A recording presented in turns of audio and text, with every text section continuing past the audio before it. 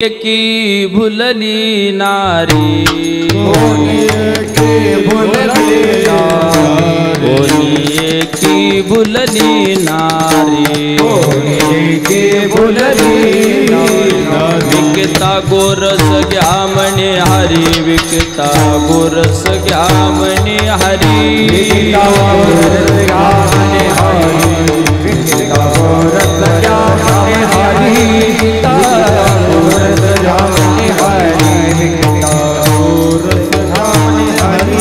देखिला डोळा बैसला म्हणे देखिला डोळा बैसला देखिला डोळा बैसला म्हणे देखिला डोळा बैसला तोची वदनी उच्चारी तोची वदनी उच्चारी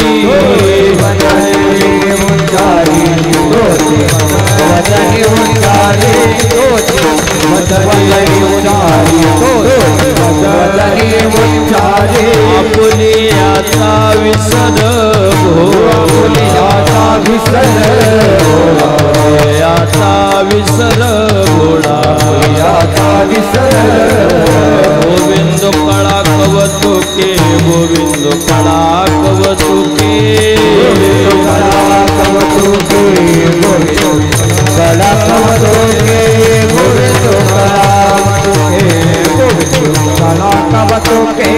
देखिला डोळा बैसला म्हणे देखिला डोळा बैसला देखिला डोळा बैसला म्हणे डोळा बैसला तोची वदनी उच्चारी तोची वदनी उच्चारी वदनी उच्चारी वदनी उच्चारी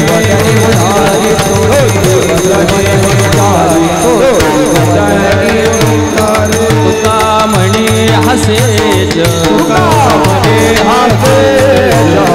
म्हणे हसे जन नाही कानत ठाई नाही कानत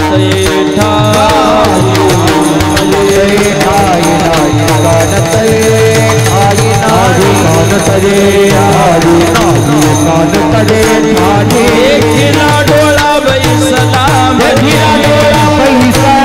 देखिला डोळा बैसला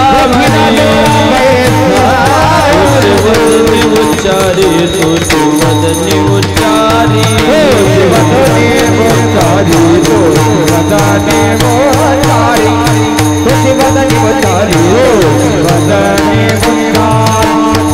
कुमार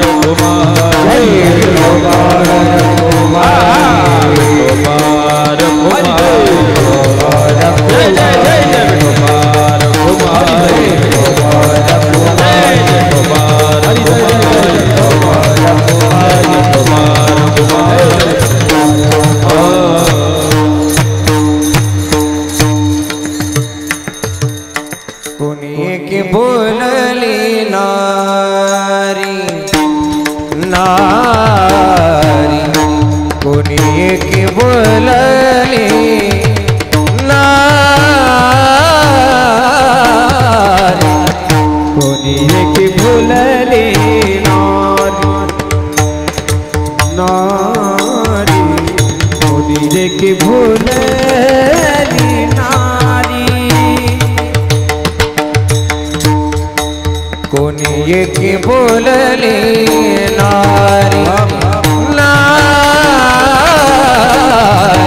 कोणी एक बोलले नारी नारी कोणी एक बोलली नारी नारी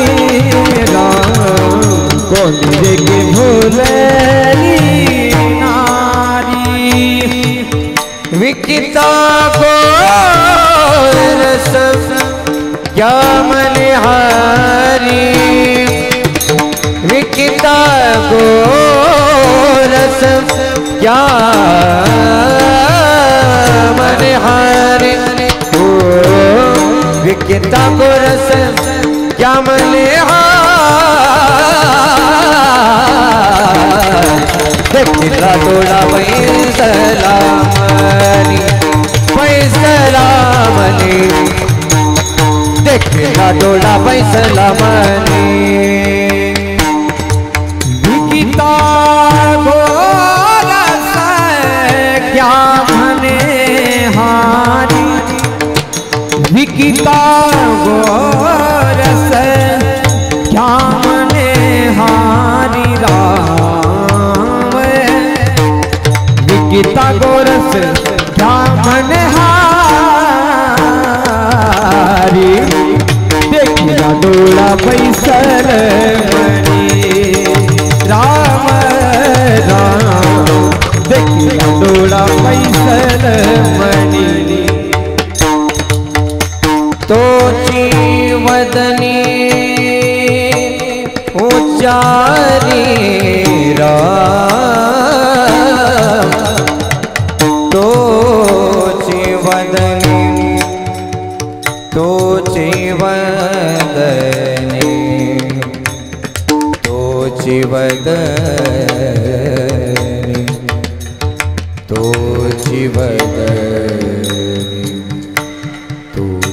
वदनी उच्चारी तो वदनी उच्चारी तो वदनी वदनी उच्चारी तो वदनी तो वदनी उच्चारी उच्चारी उच्चारी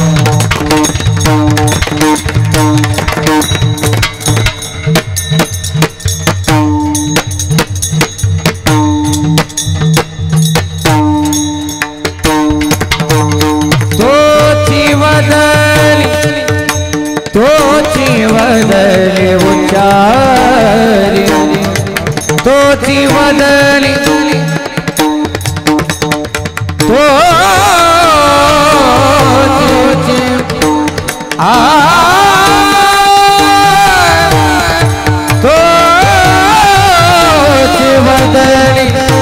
तो वदनी तो वदनी उच्चारी उच्चारी उच्चारी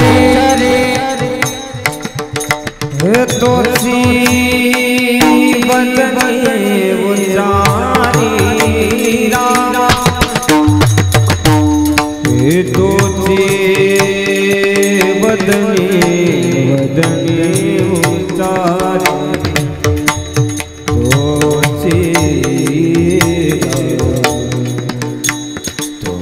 वदनी वदनी तो वदनी उच्चारे तो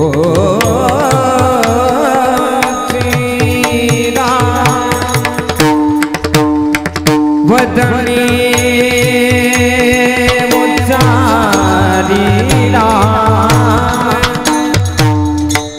तो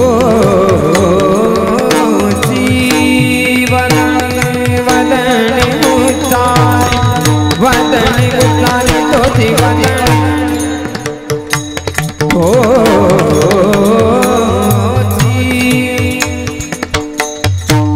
हे तो वदनी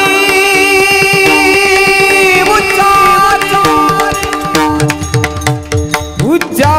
वदनी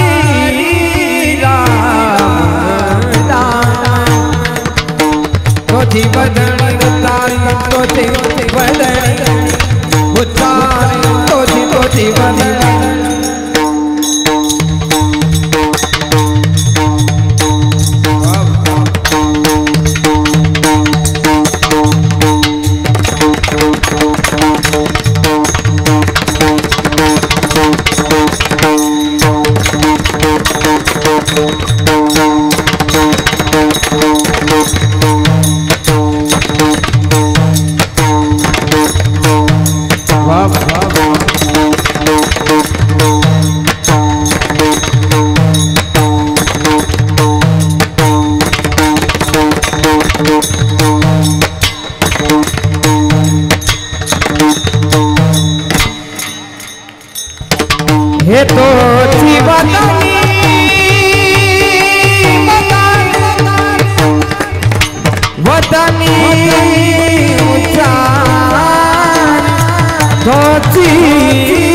वदनी वदनी उच्चारी तोची वदनी वदनी उच्चारी तोची वदनी उच्चारी तोची वदनी उच्चारी देखला थोड़ा पैसा देखला थोड़ा पैसा देखला थोड़ा पैसा देखला थोड़ा पैसा विठ्ठल हरि विठ्ठल विठ्ठल विठ्ठल विठ्ठल विठ्ठल विठ्ठल टाळी वाजवा बसलेली मंडळी विठ्ठल विठ्ठल विठ्ठल विठ्ठल विठ्ठल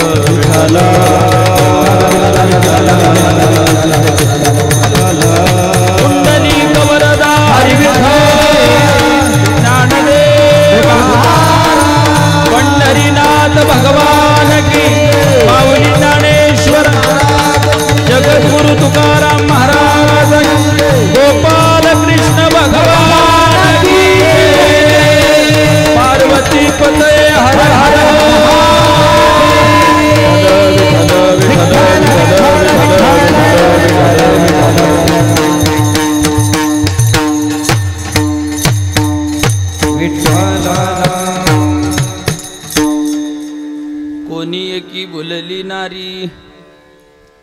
कोणी एकी भुलली नारी विकिता गोरस घ्यामणी हरी देखिला डोळा बैसला मनी तोची वदनी उच्चारी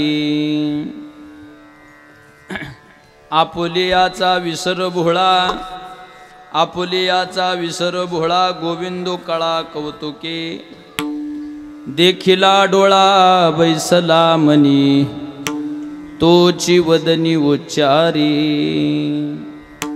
तुका म्हणे हासे जन तुका म्हणे हासे जन नाही काणतै ठाई देखिला डोळा बैसला मनी तोची वदनी उच्चारी विठ्ठल विठ्ठल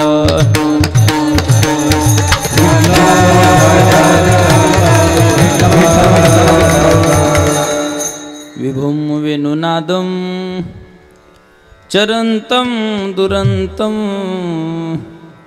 स्वयं लीलया गोपवेशं दधानं गवामृन्दकानन्दनं चारुहासं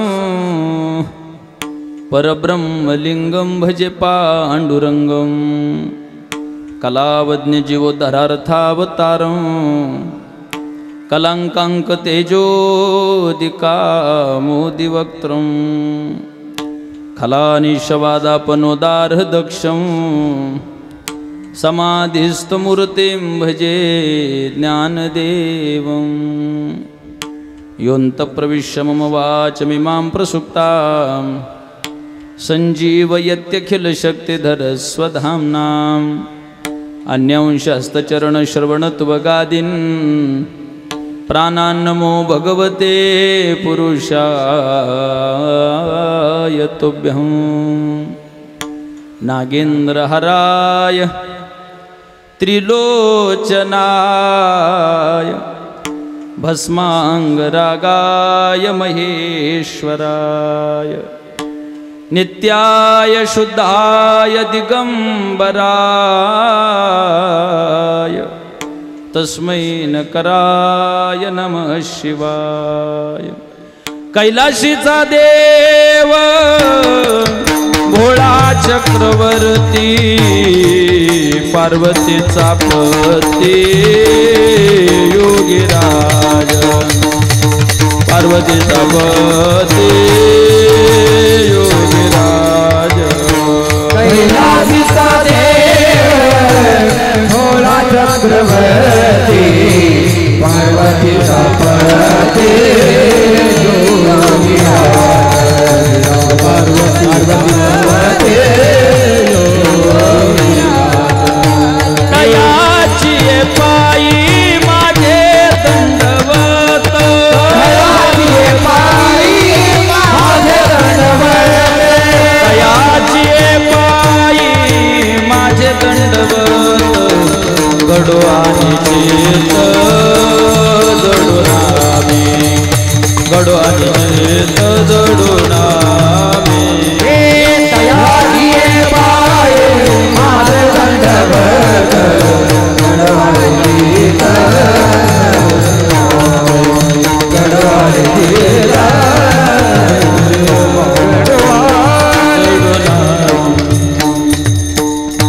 मस्तक हे पायावरी या वारकरी संतांच्या कोणी एके भुलले नारे विकिता गोरस घ्या म्हणे हरी देखिला डोळा बैसला म्हणी तोची वदनी उच्चारी। प्रस्तुत प्राप्त प्रसंगी कीर्तनरूपी सेवेकरता निवडलेला अभंग महान वैष्णव भक्त देऊचे सुप्रसिद्ध साधू वारकरी संप्रदायाच्या कळसस्थानी विराजमान असणारे जगद्वंदनीय जगद्गुरु तुकाराम महाराजांचा 4 चरणाचा साधा सरळ सोपा असा अभंग असून अभंगाच्या माध्यमातून जगद्गुरु तुकाराम महाराज भगवान परमात्म्याचं मधुर आणि कोमल असं स्वरूप ज्या वेळेला गवळणीनं पाहिलं त्याच्या स्वरूप पाहण्याचा प्रत्येक गवळणीवरती वेगवेगळ्या अंगाने परिणाम झाला।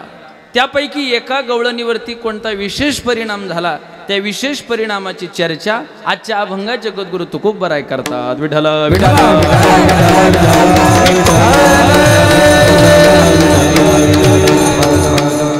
कीर्तनाला सुरुवात करणे थोडासा परिहार द्यायचा तो असा साधू संतांच्या आशीर्वादाने वारकऱ्यांच्या सहकार्याने समस्त ग्रामस्थ मंडळी गुंजळवाडी यांच्या संयुक्त विद्यमानं चालत असलेला हा नामयज्ञ सोहळा भगवान काशी विश्वेश्वराच्या ह्या पवित्र पावन अशा दरबारामध्ये महाशिवरात्रीच्या महान पर्वावरती सांगतेच्या दृष्टीनं समारोपाकडे जात असणारा हा नामयज्ञ सप्ताह त्यानिमित्तानं काल्याचं कीर्तनरूपी पुष्प समस्त ग्रामस्थ मंडळी आयोजक मंडळी सप्ताह कमिटी यांच्या संयुक्त विद्यमानं माझ्याकडे आलं। त्याचबरोबर कार्यक्रमासाठी आज ज्यांचं विशेष सौजन्य आहे ते आमचे रोहिदास दादा गुंजाळ तंटमुक्ती अध्यक्ष असतील, ज्यांच्या विशेष संपर्कातून ही सेवा माझ्याकडे आली ते ह्या गावचे एक आदर्श आणि लोकनियुक्त सरपंच आमचे नरेंद्र भाऊ असतील, इथं सर्व व्यवस्थापन पाहणारे आदरणीय आमचे बंशी बाबा असतील, महाराजांच्या चरणारविंदावरती दंडवत आहे आमचे संजय मामा असतील, सगळी मंडळी सगळी ग्रामस्थ मंडळी आयोजक मंडळी सगळ्यांना कोटी कोटी धन्यवाद देतो। कीर्तनासाठी आज खास ज्यांची उपस्थिती आहे ज्यांच्या सुमधुर वाणीतून आपण आताच सार ऐकली महाराष्ट्रामध्ये संगीत क्षेत्रामध्ये ज्यांची नावं आहेत ते आमचे परममित्र गायनाचार्य स्वर सम्राट हरिभक्तीपरायण शुभम महाराज कार्यक्रमासाठी आहेत, महाराजांना दंडवत आहे। हरिभक्तीपरायण गायनाचार्य स्वर सम्राट आमचे नवनाथ महाराज आहेत, महाराजांच्या चरणारविंदावरती दंडवत आहे। आदरणीय सगळी महाराज मंडळी आमच्या ताई असतील, ही सर्व टाळकरी मंडळी सुंदर ज्यांचा मृदंग वाजत नाही तर ज्यांचा मृदंग बोटाच्या माध्यमातून बोलतो असे आमचे माऊली महाराज कार्यक्रमासाठी उपस्थित आहेत, महाराजांना दंडवत आहे। मिळालं सर्टिफिकेट लगेच नाही, याला सर्टिफिकेट म्हणायचं महाराजनी। माझ्या समवेत आलेले माझे परम मित्र युवा कीर्तनकार मृदंग सम्राट सौरभ महाराज मांडगे, त्र्यंबकेश्वर पायवारीचे आमचे ज्येष्ठ वारकरी आदरणीय बाबा कार्यक्रमासाठी उपस्थित आहेत। तुम्ही सगळी मंडळी आणि खरं तर प्रत्येक कीर्तनकाराचा आवाज संबंध महाराष्ट्र आणि महाराष्ट्राच्या बाहेर पोहोचवण्याचं काम जर कोणी यूट्यूबच्या माध्यमातून केलं असेल तर ते आमचे संकेत दादा भाऊसुद्धा शूटिंगला स्वतः जे उपस्थित आहेत त्यांनाही धन्यवाद देतो. सुंदर साऊंड सिस्टीमवाले सगळ्यांना आता कोटी कोटी धन्यवाद. मला वेळेची मर्यादा आहे थोडीशी, त्या वेळेच्या मर्यादित कधी तर काला होत नसतो, पण मी प्रयत्न करणार आहे. चला, आजचं कीर्तन हे काल्याचं कीर्तन आहे. काल्याच्या काही मर्यादा आहेत. सप्ताह किती दिवसाचा असला तरी त्याची सांगता ही काल्याच्या कीर्तनाने व्हावी असा संप्रदायाचा दंडक आहे. आणि संप्रदायाचा अनुयायी ह्या नात्यानं अभंग सुद्धा काल्याच्या कीर्तनाला अनुरूप असा निवडलेला आहे. काल्याच्या कीर्तनानं कार्यक्रमाची सांगता होते. का काल्याच्या कीर्तनाने सांगता करायची याचा थोडा परामर्श मारतो आणि अभंगाकडे जातो. मंडळी, कोणत्याही गोष्टीचा सुरुवात वाईट असली तरी अडचण नाही, मध्य वाईट असला तरी अडचण नाही, पण प्रत्येक गोष्टीचा शेवट गोड होणं फार गरजेचं आहे. तुमच्या आयुष्याची सुरुवात कशी झाली कोणी पाहत नाही, तुमच्या आयुष्याचा मध्य किती उंचीवर आला हे कोणी पाहत नाही, पण तुमचा शेवट कसा झाला याच्याकडे मात्र समाजाचं लक्ष असतं. कृती असू नाही तर समाजातली कोणती गोष्ट तिच्या शेवटाला फार महत्व असतं, म्हणून शेवट गोड होणं फार महत्वाचं. मग तो शरीराचा असू द्या, नाही तर एखाद्या कृतीचा असू द्या, नाही तर एखाद्या कार्याचा असू द्या, शेवट गोड झाला पाहिजे बाबा. तसं तुम्हाला आम्हाला सत्याचा शेवट गोड करायचा आहे. पण शेवट गोड होतो केव्हा? ज्या वेळेला त्या शेवटाचा, त्या कार्याचा, त्या कृतीचा, त्या व्यक्तीचा, त्या जीवनाचा संबंध भगवान परमात्म्याशी आला की त्याचा शेवट गोड होतो. विठ्ठल विठ्ठल.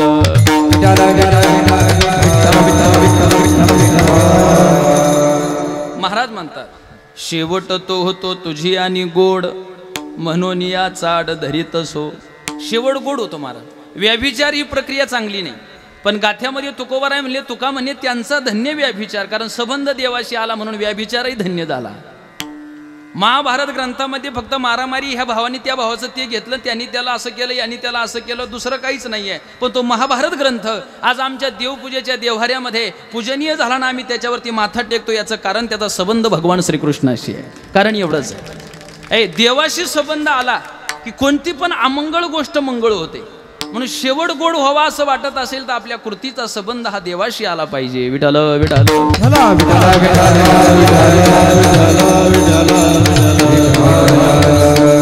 आजचं कीर्तन हे सांगतेचं कीर्तन आहे, समारोपाचं कीर्तन आहे. काला झाल्याच्या नंतर ग्रामस्थांना इथं संध्याकाळी काही बॅनर लावायला लागणार आहे का? खबरदारा, उद्यापासून 7 ते 9 कोणी येऊ नका. काला झाला का हाला हे प्रत्येकाच्या ध्यानात आहे. उद्यापासून इथं कोणी संध्याकाळी येणार नाही का? येणार आहे, आले तर तुम्ही दर्शनाला याल, पण काला झाल्याच्या नंतर इथं कोणी परत बसणार नाही. म्हणून मंडळी, आज आपल्याला काल्याच्या कीर्तनाच्या माध्यमातून शेवटचं सांगतेचं कीर्तन असल्यामुळं तुम्हाला आम्हाला आज घरी काही जर घेऊन जायचं असेल तो प्रसाद घेऊन जायचा आहे. प्रसाद कशाला म्हणतात? भगवान गीतेमध्ये गोड बोलले. महाराज म्हणले, प्रसादे सर्व दुःखानां हानिरस्योपजायते. तुम्हाला आम्हाला प्रत्येकाला प्रसाद घेऊन घरी जायचं आहे. आणि त्या प्रसादाचं स्वरूप जर काही असेल तर माझ्यासमोर टांगलेली जी दही अंडी आहे ती प्रसादाचं स्वरूप आहे. महिला मंडळ, काय या दही अंडीमध्ये? काही नाही आहे, फक्त लाही आहे आणि दही आहे. दही आणि लाही, याच्या व्यतिरिक्त दुसरं काही नाही. आजच्या मंडपातलं, धर्म मंडपातल्या सगळ्याच गोष्टी म्हणजे हे प्रसाद आहे. पहिला काळ असा होता, कीर्तनकाराने दही अंडी फोडली की खालची माणसं गडबड करत होते. कशासाठी? ते खापरं घरी नेण्यासाठी. महिला मंडळ, मला खरं सांगा, खापरं घरी नेऊन काय करता तुम्ही त्याचं? हा, धान्यात ठेवतं. धान्यात काय होतं? धान्यात ठेवल्यावर धान्य वाढतं. धान्य वाढू नाही तर न वाढू, पण वाढतं हा आमचा पारमार्थिक भाव आहे ना. भाव त्याला फळ दिल्याशिवाय राहत नाही महाराज. भाव फळ देतो. शुभम महाराज, हाच भाव मी नोटांच्या बाबतीत वापरला होता, पण नाही वाढल्या बिचाऱ्या नोटा. काय करा नाही का? आता तुम्ही विचार करा, थोड्या वेळा जर मी ही दही अंडी फोडली आणि दही अंडी फोडल्याच्या नंतर माझं दही अंडीचं महत्त्व कळाल्यामुळे तुम्ही सगळ्यांनी खापरं घेऊन गेली, मागच्या महिला राहून गेल्या. मग त्या महिला म्हणल्या, जाऊ दे, नाही ह्या मडक्याची खापरं मिळाली अडचण नाही, आपल्या स्मशानभूमीत लागन तेवढी मडकी आहे. हे जाईल का कोणी स्मशानभूमीत? जाईल नाही ना, जात आहे. का बरं? अरे ते कुंभारानं बनवलं, हे पण कुंभारानं बनवलंय. ते सुद्धा मातीचं आहे, हे सुद्धा मातीचं आहे. हे त्याच आव्यात भाजलंय, हे सुद्धा त्याच आव्यात भाजलंय. पण ऐका, हे मंदिरात आल्यामुळं घरी नेण्याच्या लायकीचं झालं आणि ते मसनवाट्यात गेल्यामुळं त्याज्य झालं. बा, जायचं कुठं याच्यावर अवलंबून आहे. जायचं कुठं? सगळ्या गोष्टी प्रसादाच्या रूपाने. म्हणून बोलत राहता. इथलं खापर सुद्धा काय? बोला ना, प्रसाद आहे. इथलं खापर सुद्धा प्रसाद आहे. यातली दहिलाई सुद्धा, आजच्या धर्ममंडपातली माती सुद्धा, आजच्या धर्ममंडपातल्या चपला सुद्धा प्रसाद बिसाद काही नाही. ज्याचा प्रसाद आहे त्यानेच न्या तो. त्याच्यामुळं माझा प्रसाद मी गाडीत ठेवून आलोय बा. विठ्ठल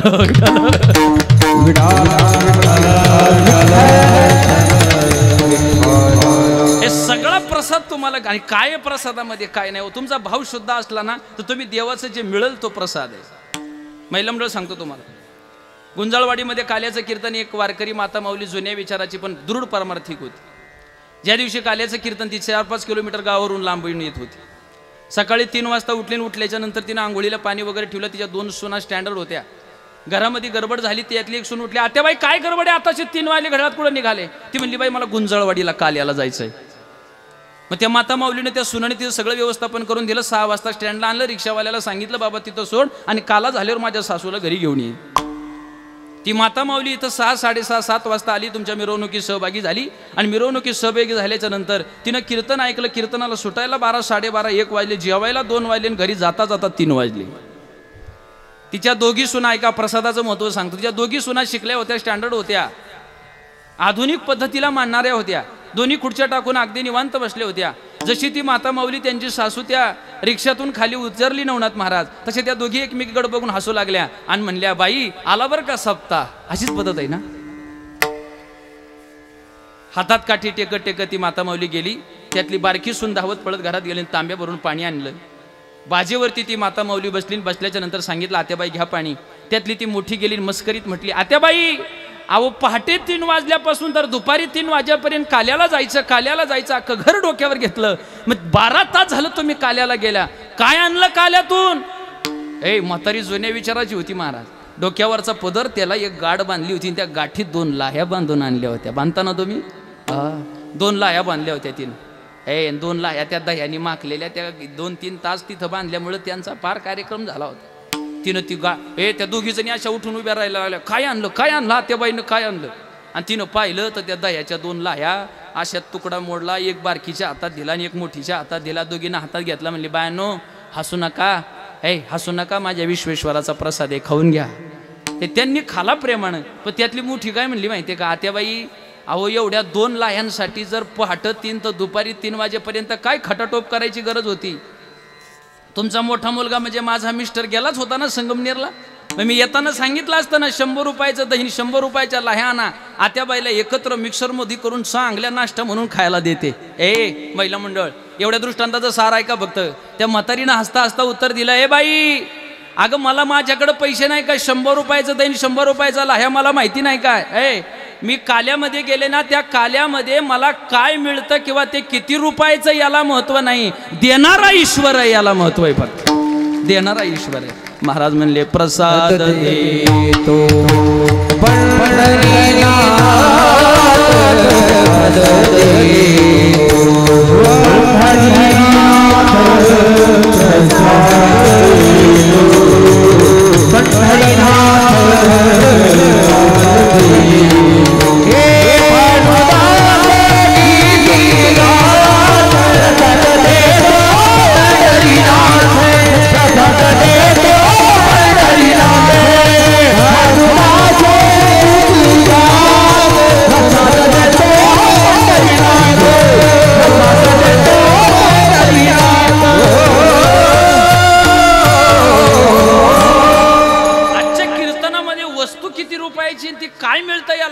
देणारा भगवान परमात्मा याला महत्व. कधी कधी वस्तू सुद्धा जरी कमी किमतीची असली तर देणारा उच्च क्वालिटीचा असला की वस्तूची किंमत वाढते.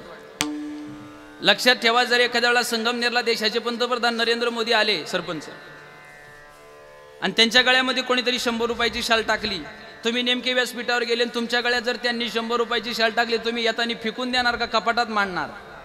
काय करणार? शाल 100च रुपयाची आहे पण ती कपाटात मांडली का? दिला देणारा व्यक्ती मोठा आहे म्हणून. आणि एका भिकाऱ्याने तुम्हाला 5 तोळ्याची अंगठी दिली, घालणार का खाल्यात?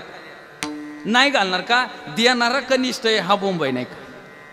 वस्तू किती रुपयाची याला महत्व नाही, देणारा जगाचा चालक मालक आहे. आणि आजच्या कीर्तनामध्ये आम्हाला जे मिळणार आहे ना तो ईश्वर देणारा प्रसाद आहे. म्हणून तुम्हाला सांगतो, रोजच्या कीर्तनाने अख्खा गाव सुखी असेल का नसेल मला माहिती नाही, पण आजच्या कीर्तनाने अख्खं गाव सुखी आहे बुवा. तुम्ही मला महाराज तुम्ही कसं काय तर्क लावला? ऐका, गावात 3 प्रकारची माणसं राहतात, सत्वगुणी, रजोगुणी आणि तमोगुणी.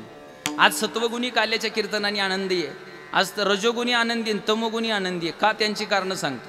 सत्वगुणी आनंदी आहे याचं कारण आहे त्याला भगवान परमात्म्याचं चरित्र ऐकायला मिळणार आहे म्हणून सत्वगुण्याला आज आनंद झाला आहे. रजोगुण्याला कीर्तनाचं काही घेणं नाही, पण कीर्तन झाल्यावर गावची शेवटची पंगत आहे याचा त्याला भरपूर आनंद आहे महाराज. त्याच्यामुळं रजोगुणी प्रसन्न नाही. तुम्ही म्हणाल मग तमोगुणी का? तमोगुणी कीर्तनाला येत नाही, तमोगुणी जेवायला येत नाही, तरी पण तो आनंदी आहे का? त्याचं म्हणणं एकदा काल्याचं कीर्तन झालं का ह्या भोंग्यांचा जो त्रास आहे तो पुढच्या वर्षाशिवाय डोक्याला व्हायचा नाही, म्हणून आजचा तमोगुणी पण आनंदी आहे. याला म्हणायचं काल्याच्या कीर्तनानं अख्खा गाव सुखी झाला. विठ्ठल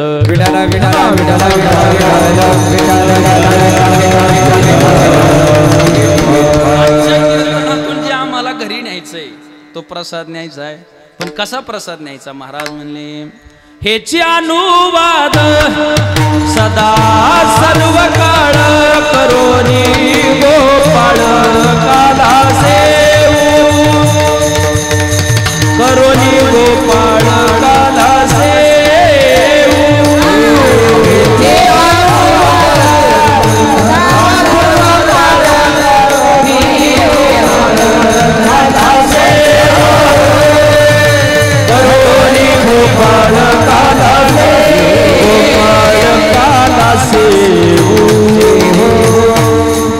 महाराज म्हणले प्रसाद भक्षण करायचंय, पण प्रसाद कसा घ्यायचा आहे?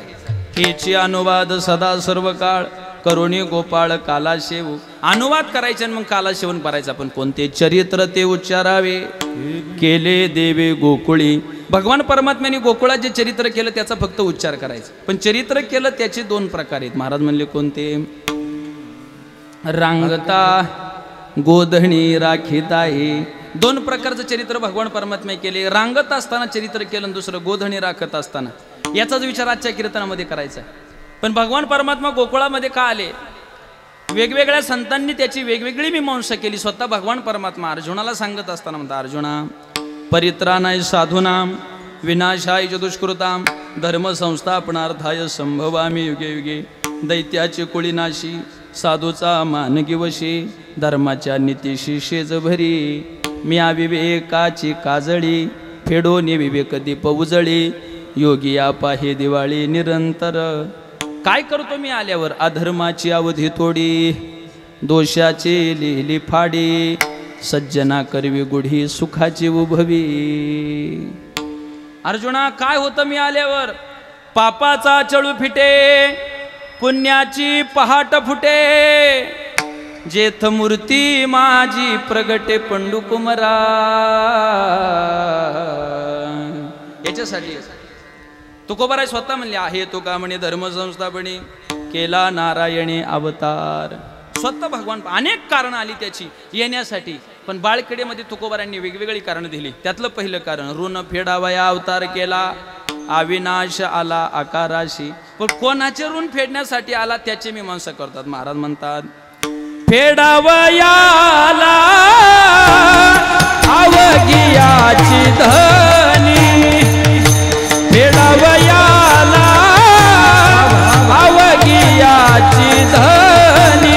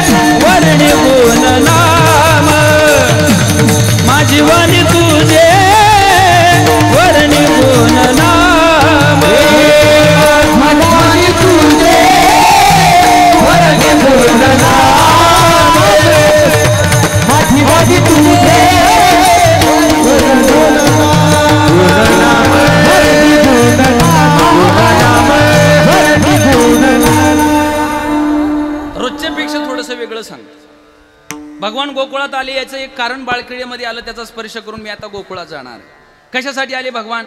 महाराज म्हणले 3 माणसांचे उपकार मागच्या जन्मात शिलकीत राहिले होते, त्याला उत्तर देता आलं नाही, त्यांचा हिसाब मिटवता आला नाही. भगवान पुढच्या जन्मात त्यांच्यासाठी आले. कोणासाठी? महाराज म्हणले गोपाळ 1, 2 गवळणी आणि 3 माय बाप. ह्या तिघांचे उपकार माग. तुम्ही मला हे तिघं मागच्या जन्मात काय करतो ते सांगतो तुम्हाला. मागच्या जन्मात हे सगळे गोपाळ नवनाथ महाराज वानर होते आणि रामराज्यामध्ये सरपंच वानर होऊन सहकार्य केलं होतं. वानरा हाती लंका घेववेली म्हणे तुका. ज्ञानोबाराय म्हणतात राणीची पाले खाईरा नेवाणी करविजे लंकेश्वरा. त्या युद्धाचा नियम मंडळी असा होता, दिवसभर वानरांनी युद्ध करायचं आणि संध्याकाळी 6 वाजले की भगवान परमात्मा काय करायचे, त्या वानरांच्या सैन्यांच्या 4 तुकड्या करायच्या. एका तुकडीला सांगायचे ह्या डोंगरावर एकाला, ह्या डोंगरावर एकाला, ह्या डोंगरावर एकाला, ह्या डोंगरावर. संध्याकाळी जेवणाची व्यवस्था नव्हती. युद्ध झाल्याच्या नंतर 4 तुकड्यांनी 4 डोंगरांवरती जायचं. त्यावेळेला जी फळं उपलब्ध असतील ती खायचं, नाही मिळालं तर पाला खायचा. राणीची पाले खाईरा, पाला भक्षण करायचा, झाडावर झोपायचं आणि सकाळी 6 वाजता हजर व्हायचं. कशाला? काकड्याला नाही, युद्ध करायला.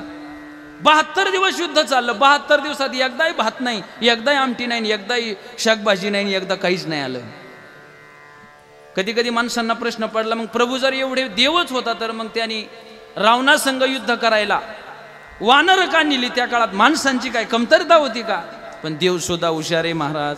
देवाने जर रामायणात माणसं युद्धाला नेली असती ना तर ते समोरच्या पार्टीवाल्याची 7 कोटी घरं सोन्याची होती. त्यांनी जर एक मेसेज फॉरवर्ड केला असता ना की इकडे या माझ्या पार्टीत प्रत्येकाला 1-1 घर देतो, हे रात्रीत पलटी गेली असती महाराज तिकडे. आणि देवाला यांचा नाद माहीत असल्यामुळं वानर नेली. बा विठ्ठल विठ्ठल.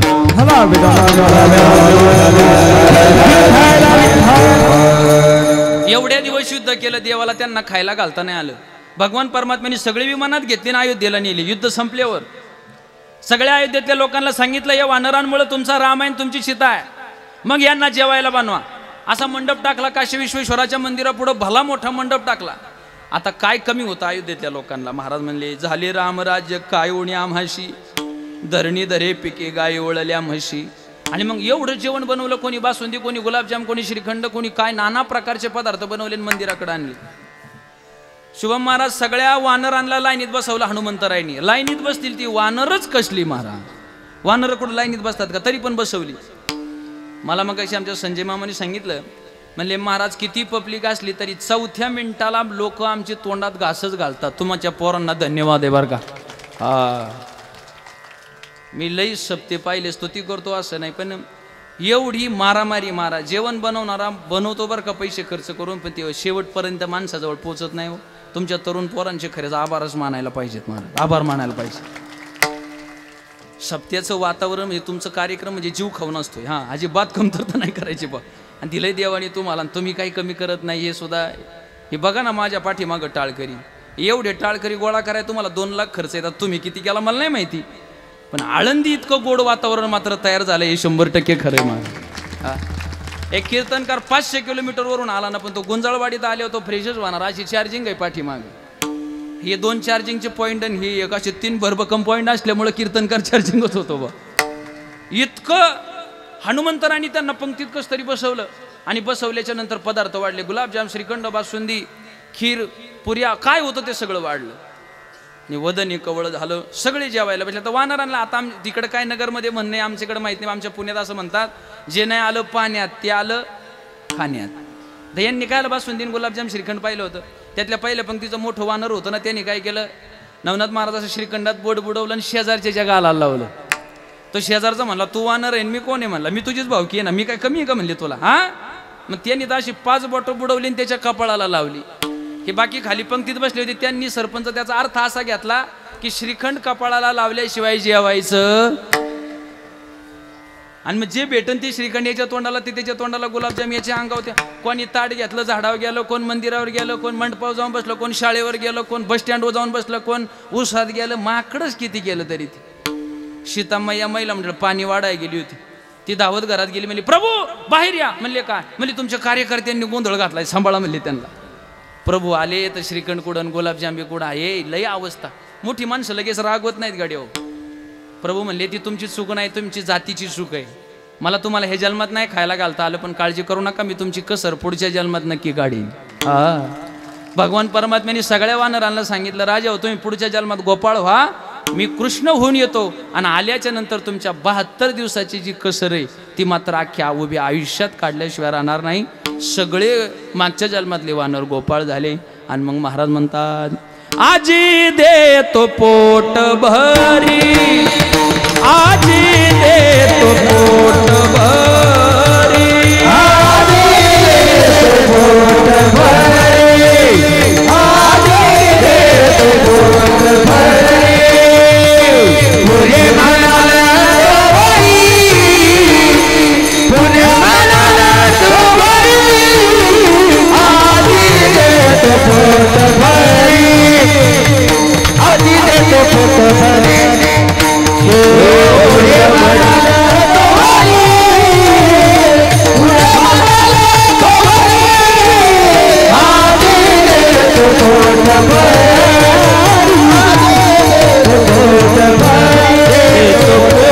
भरी, त्यांचा उपकार फेडायला गोकुळात आले. दुसरा उपकार गवळणी मागच्या जन्मातल्या श्रुती माता वर्णन करून थकल्या भागल्या होत्या, त्यांना संग सुखाची अनुभूती देण्यासाठी भगवान गोकुळात आले.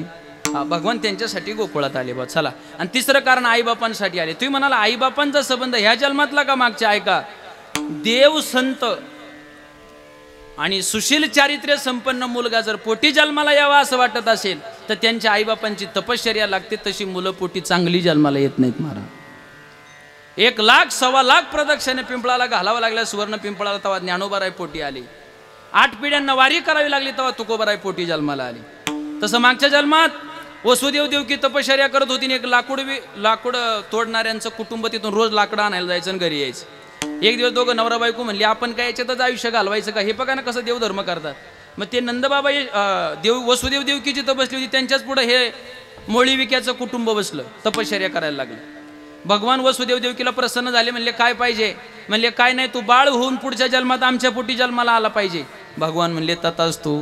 पण भगवान निघाल्यावर वसुदेव म्हणले, देवा ते समोरचं जे मोळी विक्याचं कुटुंब आहे ना, आमचं बघून ते तपश्चर्याला बसलंय, मग आलाय तर वाकडी वाट करून त्यांना भेटून जा ना.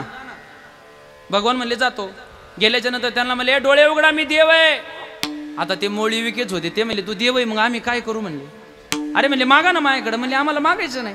म्हणले कशाला बसलेत? म्हणले ते बसलेत म्हणून आम्ही बसलो. म्हणले आमचं काही म्हणणं नाही, आम्हाला कॅनल न्यायचा नाही, आम्हाला भाव वाढून घ्यायचा नाही, आमच्या दुधाला काही घेणं नाही. म्हणले आम्ही विनाकारण बसलोय. म्हणले का? हे बसलोय म्हणून आम्ही बसलोय. पण भगवान म्हणले, अरे मी आलो एवढ्या टाइम तर मागा ना. अरे म्हणले नाही मागायचं आम्हाला, जा म्हणले, आम्ही तुला ओळखीत नाही. देव म्हणले काय करावं, यांचा शुद्ध भाव आहे पण यांना कळत नाही. त्यातला जो पुरुष होता ना तो लय हुशार होता. सारखं देवाने आग्रह धरला, मागा मागा मागा. महाराज त्याने असा शेवटचा पट टाकला ना, तो म्हणला आम्हाला कळत नाही काही मागायचं, पण त्यांच्यामुळं आम्ही बसलोय. मग एक काम कर ना, त्यांना दिलं तेच आमच्या नवरा बायकोला दे. विषय संपवला पठ्यानी भाऊ, नाही का? याला म्हणायचं शांतीत क्रांती करणे. विठ्ठल विठ्ठल विठ्ठल विठ्ठल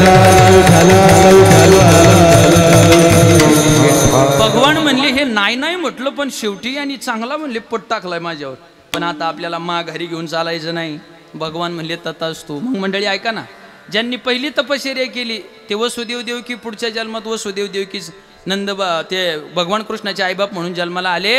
आणि हे मोळी विक्याचं कुटुंब पुढच्या जन्मामध्ये नंदबाबा आणि यशोदा होऊन जन्माला आलं. देव एवढा हुशार, जन्माला इकडं आला आणि खेळायला तिकडं गेला. विठ्ठल विठ्ठल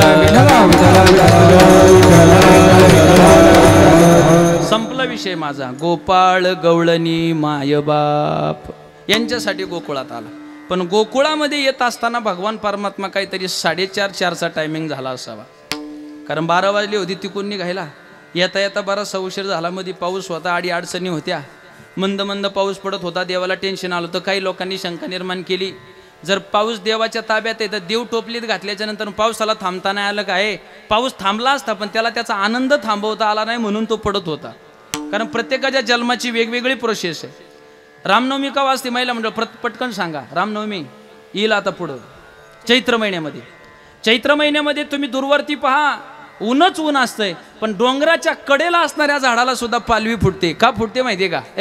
ज्या वेळेला माझे प्रभू रामचंद्र जन्माला येणार होते ना, त्यावेळेला हा अख्खा निसर्ग सुकून गेला होता.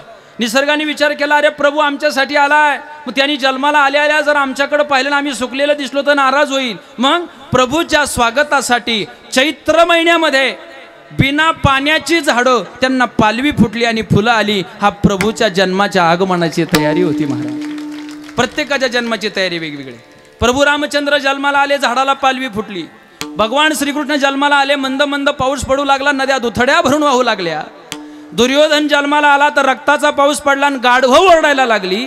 तुम्ही आम्ही जन्माला आलो, भर पावसाळ्यात पाऊस गेला, आलाच नाही बिचारा परत, नाही का. ही प्रत्येकाच्या जन्माची वेगवेगळी क्वालिटी. आता मला वेळ नाही तर सांगितलं असतं तुम्हाला. भगवान गोकुळात आले. गोकुळात आल्याच्यानंतर यशोदा मैया बेशुद्ध अवस्थेत पडली होती. यशोदा मैयेच्या कुशीमध्ये माया जन्माला आली होती. तिला टोपलीमध्ये घेतलं आणि वसुदेव निघून गेले. सवे देवतया अडणे काही, तुका म्हणे नाही भयचिंता. काही भयचिंता नाही, निघून गेले. आणि यशोदेला जाग आली. यशोदेला जशी जाग आली तिच्या लक्षात आलं मी प्रसूत झाले. आणि प्रसूत झाल्याच्या नंतर घाई गडबडीनं उठली आणि उठल्याच्या नंतर बाळाला मांडीवर घेतलं. महिला मंडळ मला खरं सांगा, बाळाला मांडीवर घेतले तिनं पहिल्यांदा काय पाहिलं असं खरं सांगा तुम्ही. बरं जाऊ द्या, तुमची सूनसुद्धा संगमनेरला प्रसूतीसाठी गेली आणि गेल्याच्या नंतर संगमनेरवरून तुम्हाला तुमच्या मुलाचा फोन आला. फोन आल्याच्या नंतर त्यांनी सांगितलं आई प्रसूती झाली, मला खरं सांगा. तुम्हाला सटवायची शपथ आहे, खरं सांगायचं, अजिबात खोटं बोलायचं नाही. तुम्ही तुमच्या पोराला पहिला प्रश्न काय विचारता? हा वा शाबास, एवढी इमानदार बाय आपण नाही कुठं पाहिल्या. मा पहिला प्रश्न असतो काय झालं. इकून त्याची आई म्हणते. मग ते तिकून संगमनेरवरून बोलताना जर ते असं म्हणलं ना हा झालं, आपण म्हणायचं अरे पण बाळा काय झालं, काय व्हायचंय, नको तेच झालं. अरे त्याची आई म्हणते बाळा पण खरं सांग ना काय झालं. कार्टी झाली कार्टी, असंच पद्धत असते. हे पण माझी हात जोडून तुम्हाला विनंती आहे, मुलगी जन्माला आली ना नाराज होऊ नका. का माहिती आहे का, आज समाजात फिरताना आहे ना असा अनुभव आहे की आता सध्या वृद्ध झालेली 80% आई बाप आहे ना तुमची पोरगी सांभाळते. तिच्या जन्माचं स्वागत करायला शिका, स्वागत करा तिच्या जन्माचं. मुलगी जन्माला आली आणि तिकून जर तो त्वऱ्यात म्हणला ना, तो जर लई त्वऱ्यात बोलायचा असला तर समजायचं याला काय झालाय, मुलगा झालाय. बरं तुम्हाला पेढा वाटायला इंटरेस्ट आहे का, बर्फी वाटायला? माझं एक वाक्य आहे का, मुलं जन्माला आल्यावर लगेच पेढ वाटीत बसू नका. त्यांना शाळा शिकू द्या, नोकरी करू द्या, त्याची बायको घरी येऊ द्या आणि तुम्ही म्हातारं व्हा. तुमच्या पैशाची इन्कमिंग घरात बंद पडू द्या. आणि मग जर तुमचा पोरगा तुम्हाला चांगलं बोलत असेल, सांभाळीत असेल तर मग संगमनेरला जा, पिकअप भरपेढे आणा. आमच्या बनशी बाबांपाशी इथं या, शंकराच्या मंदिरात 2-4 किलो वाढा आणि इथं अख्ख्या गावाला आमंत्रण द्या, वाटा पेढ. लोक सगळी गुंजाळवाडीची विचारतील कशाला पेढे, म्हणायचं मला मुलगा झाला.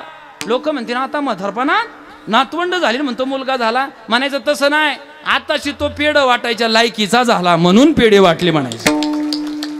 तुम्ही काय केलं माहितीये का, पोरं जन्माला आली तुम्ही बसले पेढे वाटून, नंतर ते इतके येडे निघाले की तुम्हाला पेढ्यांचाच पश्चाताप झाला. बाबा विठ्ठल विठ्ठल.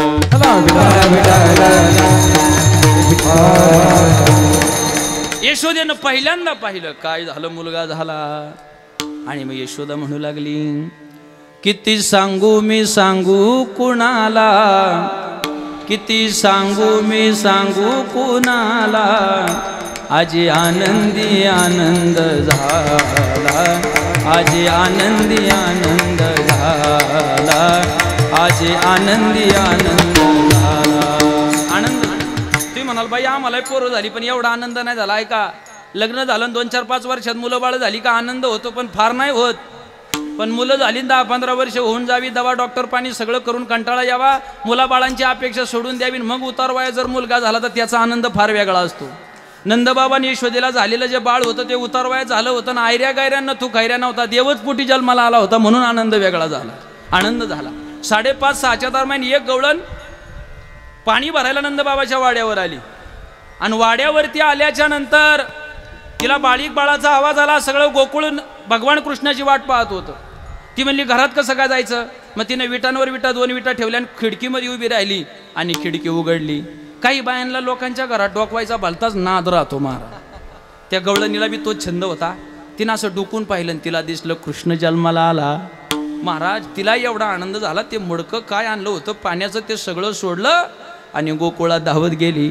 अरे जी गवळण भेटन त्या गवळणीला सांगू लागली ती गवळण. गवळण सांगती हो सांगती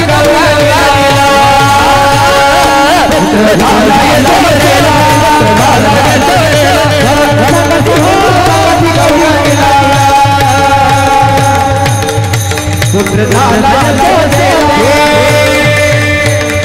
एक एक नवे नवे नवे की मुडी एक एक नवे नवे नवे की मुडी ताटी वाली सुंदर बड़े ताटी वाली गवळण संगती हो संगती गवळणीला गवळण संगती हो संगती गवळणीला पुत्र झाला या जोडेला पुत्र झाला या जोडेला गवळण संगती हो संगती गवळणीला पुत्र झाला या जोडेला संगती हो संगती गवळणीला पुत्र झाला या जोडेला पुत्र झाला या जोडेला.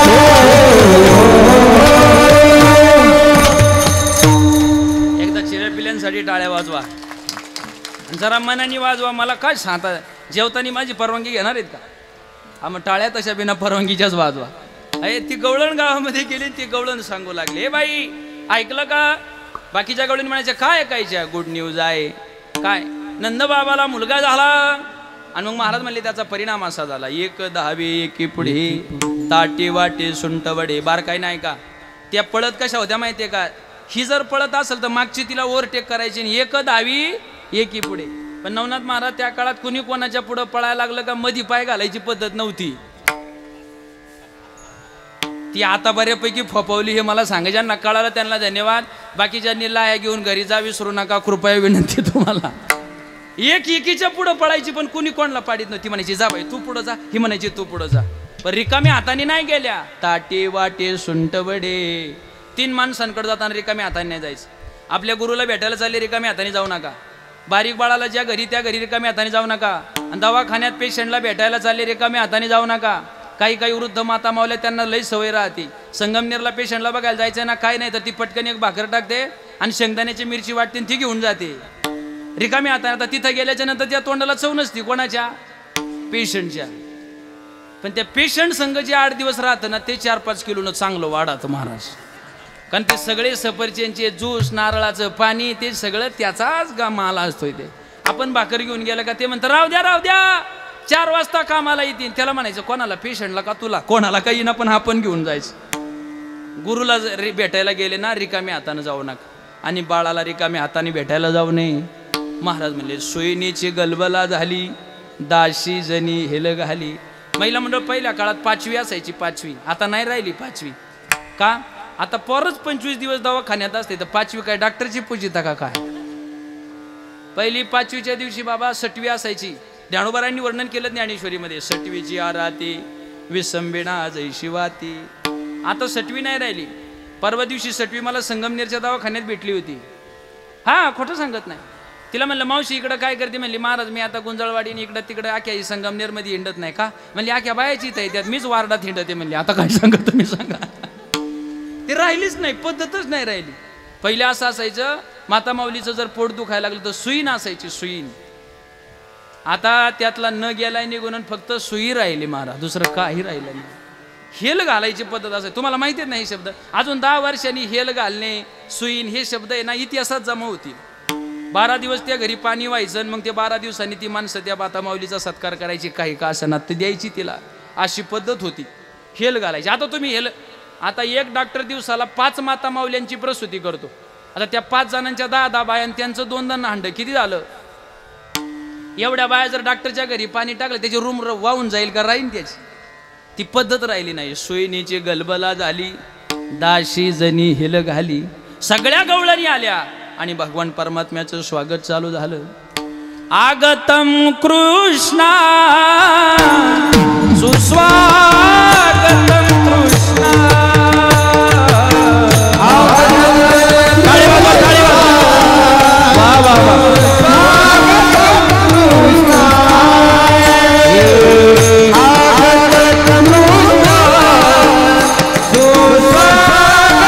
टाळी वाजवा देव आल्याचा आनंद सगळ्यांना होऊ द्या.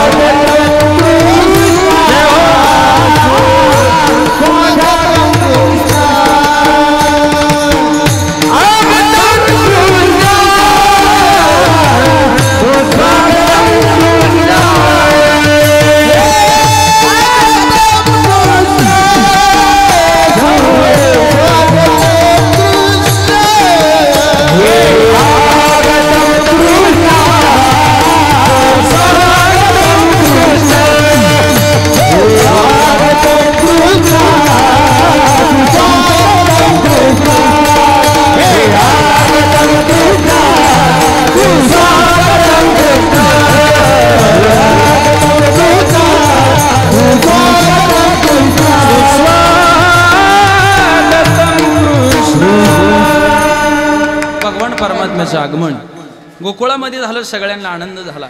आणि सगळ्यांना आनंद झाल्याच्या नंतर त्या आनंदामध्ये जी गवळण पहिली निरोप सांगायला गेली होती ना, सगळ्यांना निरोप सांगून ती परत गोकुळामध्ये त्या नंदबाबाच्या वाड्याकडे चालली. तिच्या मैत्रिणीने विचारलं, का ग सकाळपासून आरडाओरडा केलाय? तिनं खालून तिच्या मैत्रिणीला सांगितलं. बाई म्हणली, चल तुला पण दाखवते. अगं पण म्हणली, काय दाखवते? मग त्या मैत्रिणीला तिनं हाक मारली. सांगितलं, बाई सजनी आज देखो नंद जी काला, सजनी आज देखो नंद जी काला,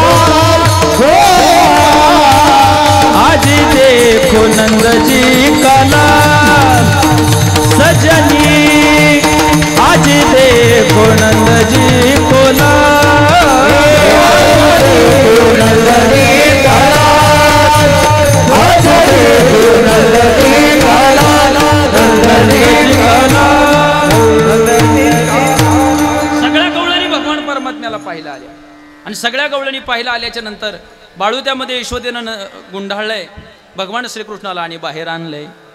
महाराज बाहेर आणल्या महाराज म्हणले, तुझी येणी ढळी कोटी चंद्र प्रकाशे, कमल नयन हसे वदन हसे. काय दिसायला देख नव्हतं ते. महाराज म्हणतात, अधरम मधुरम वदनम मधुरम नयनम मधुरम हसितम मधुरम चलितम मधुरम चरितम मधुरम मधुराधिपते रखिलम मधुरम. इतकं दिसायला देख नव्हतं ते महाराज. मागच्या गवळणीनं पुढच्या गवळणीला धक्का दिल्याशिवाय ती गवळण पुढे जात नव्हती. सारखं सारखं वाटतं पाहत राहावं.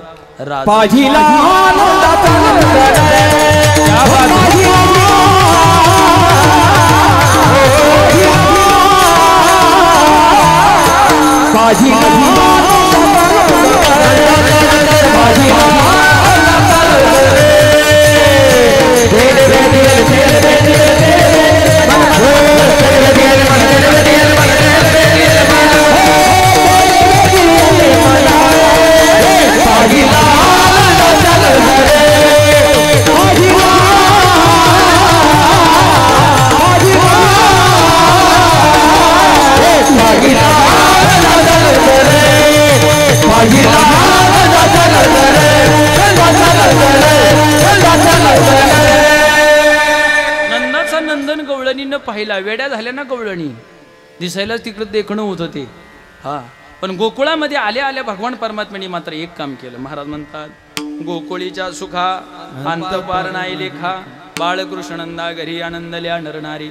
अख्ख्या गोकुळाला आनंद झाला. तुम्ही म्हणाल, महाराज नंदबाबाच्या घरी बाळ जन्माला आला, आनंद अख्ख्या गोकुळाला का झाला? एकच मिनिटात कारण सांगतो, पुढे जातो.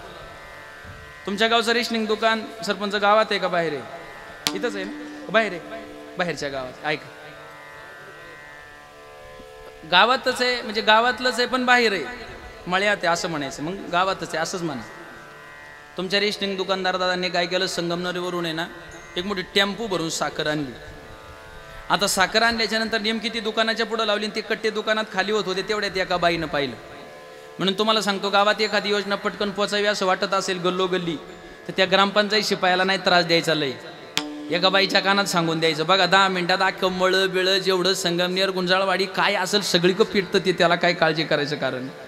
ती एका बाईनं पाहिलं. म्हणली, दादा हे काय रे? म्हणली, साखर आली. म्हणले, का? म्हणले, मोदीच्या योजनेत आली, एकाला 5-5 किलो फुकट मिळणार आहे आणि उद्यापासून सुरुवात आहे.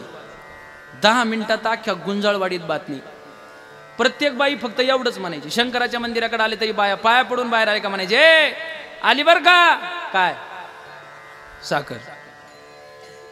शाळेकडे बाया जमा झाल्या का ती एकमेकीला म्हणे जय माहिती का तुला काय आली बर का काय साखर गॅसची गाडी आली का चर्चा तीच पानवतेव चर्चा तीच शाळेक चर्चा तीच मंदिराक चर्चा तीच वाटेव बसले चर्चा तीच काय आली बर का साखर तुम्ही मला सांगा साखर आली कुठं दुकानदाराच्या दुकानात आणि आनंद झाला कोणला अख्ख्या गावच्या लोकांना याचं कारण काय जरी साखर दुकानदाराच्या दुकानात आली असली तरी एकट्या दुकानदारासाठी आली नाही अख्ख्या रेशनिंग कार्ड धारकांसाठी ना अख्ख्या गावासाठी आली तसं हा जरी नंदबाबा यशोदेच्या इथं जन्माला आला असला तरी हा एकटा नंदबाबा यशोदेसाठी आला नाही अख्ख्या गोकुळवासियांसाठी आल्यामुळे आनंद झाला मला अख्ख्या गोकुळवासियांसाठी आला आनंदल्या नरनारी महाराजांना विचारला त्यांना आनंद झालाय तुम्हाला कसं काय कळालं गुढिया तोरणी करीते कथा गाती गाणी कथा करत होती गाणी गात होती पण कोणती गाणी श्रीकृष्ण गोविंद हरे मुरारी हे नाथ नारायण वासुदेव श्रीकृष्ण गोविंद हरे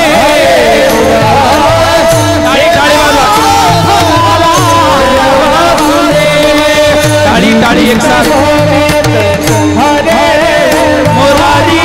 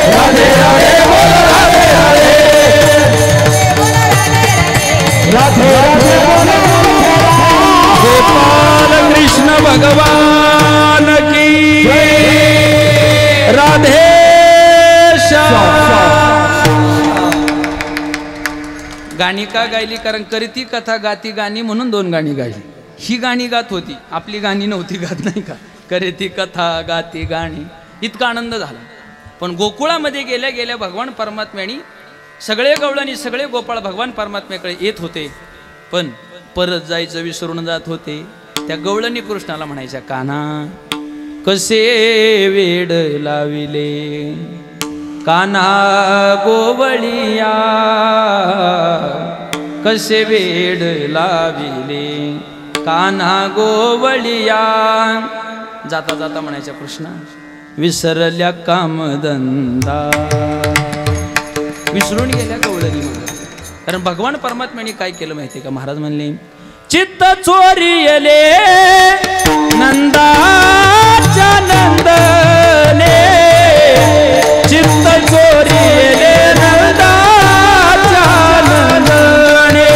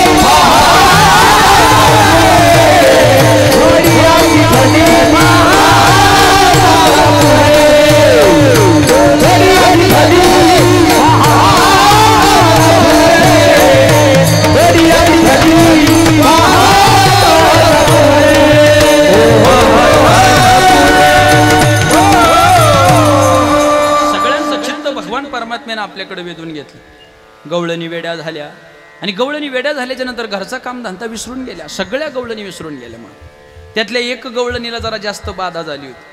भगवान परमात्म्याचं स्वरूप तिनं पाहिलं आणि घरी गेली. त्या दिवशी नेमकं तिच्या ननंदेला पाहायला पाहुणे येणार होते. महिला मंडळ ऐका, तिचा सासरा दरवाजामध्ये बसला होता. मोठमोठ्या मिशा, असा भरभक्कम दुहेरी हाडाचा गडी. वयाच्या 75 मध्ये त्याचं वजन 100 किलो होतं. खुर्चीवरती बसला, अशा पिळदार मिशा होत्या त्याच्या, आणि पिळदार मिशाचा गडी. आणि बसल्याच्या नंतर जशी ती बाई तिकून त्याची ती सुनबाई आली, त्याने जोरात आवाज दिला, सुनबाई. पहिल्या काळातल्या सुना इतक्या आज्ञाधारक होत्या की जर सासऱ्याने जोरात आवाज दिला तर त्या खाली मान घालायच्या आणि म्हणायच्या, काय मामांजी. आताच्या सुनबाईला जर सासरा एवढ्या जोरात म्हणला ना, सुनबाई, ती म्हणे काय आला बमला ते काय, इथून सुरुवात होईल मला. ती तसं नाही, तिने खाली मान घातली डोक्यावरचं पदर. काय मामांजी, तुला माहिती आहे का आज काय काय माझ्या मुलीचं लग्न आहे. 2 वेळा माझ्या पुरीचं लग्न मोडलंय. त्या काळात लग्न कशी जमायची माहिती आहे का? मुलीनं सगळ्यांच्या समोर स्वयंपाक करायचा, तो त्या समोरच्या मंडळींना खायचा. तो जर व्यवस्थित झाला तर म्हणायचं मुलीचं लग्न जमलं. आता मुलगा म्हणतो तू घरी ये, माझी आई शिकवीन तुला सेट, काय अडचण नाही, 5-6 महिने काढू कस तरी. सगळा स्वयंपाक तिच्या आईनं अगोदरच बनवून ठेवला होता, फक्त रवा बनवायचा बाकी होता. ती म्हणली पाहुणे यायचा टायमिंग झाला. तिची सासू म्हणली मी बाहेरची आवरावर करते तर तू रवा बनव. सुनबाईला सांगितलं. महिला मंडळ तिनं रवा बनवायला घेतला. रवा कसा बनवतात माहिती आहे का? तिनं ती चुलीला लाकडं वगैरे लावली, कढई ठेवली, तूप वगैरे टाकलं, तुपात रवा चांगला लाल होईपर्यंत भाजून घेतला. त्याच्यामध्ये दूध टाकलं, त्याला गदगद उकळी आली, साखर टाकायचा टायमिंग झाला आणि तिचं लक्ष कृष्णाकडे गेलं. ती म्हणू लागली, कसं दिसतंय, काय गोजीर आहे, काय साजीर आहे, काय त्याचं रूप, काय त्याचं पाहणं, काय त्याचं हसणं. असं करता करता मिठाचा आणि साखरेचा डबा शेजारीच होता. महिला मंडळ कृष्णाच्या नादात अर्धा मिठाचा डबा खाली केला. कशात? रव्यात. तिच्या लक्षातच नाही ना, अख्खा रवा खालीवर केला. तुमचं काय म्हणणे, एकदाच पटकन सांगा, मा टायमिंग संपत आलाय. लग्न जमन का मोडन? तुम्ही का त्या पुरीच्या वाईटावर टपल्या? जमन म्हणा ना, अडचण काय तुम्हाला? ए मीठ टाकलं त्याच्यात आणि टाकल्यानंतर मनाने हसायला लागली. तेवढ्या सासूबाई आली, ए कुठे रवा? म्हणजे हे काय झालं तयार, जा घेऊन. सासू गेली.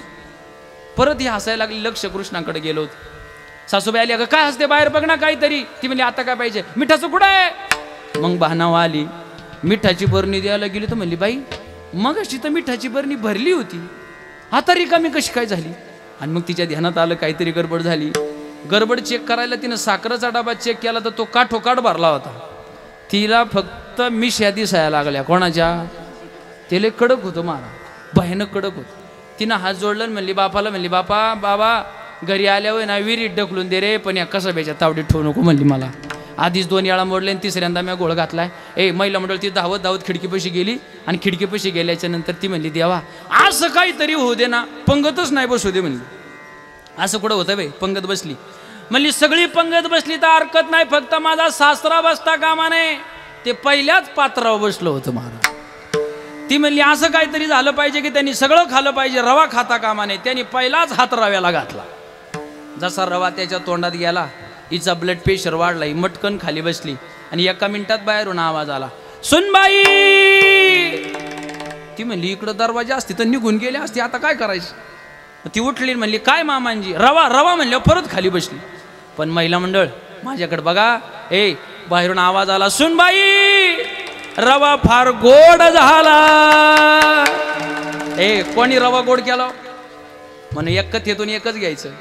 आपल्या जीवनामध्ये अशा माणसांची नादी लागायचं, अशांच्या संगतीत जायचं की ज्यांना आपल्या जीवनातलं मिठाची साखर बनवता आली पाहिजे. आपण अशी दरिद्री जवळ पाळल्यात की ती आपल्या जीवनात मिठच मिठ आणून ठेवतात. विठ्ठल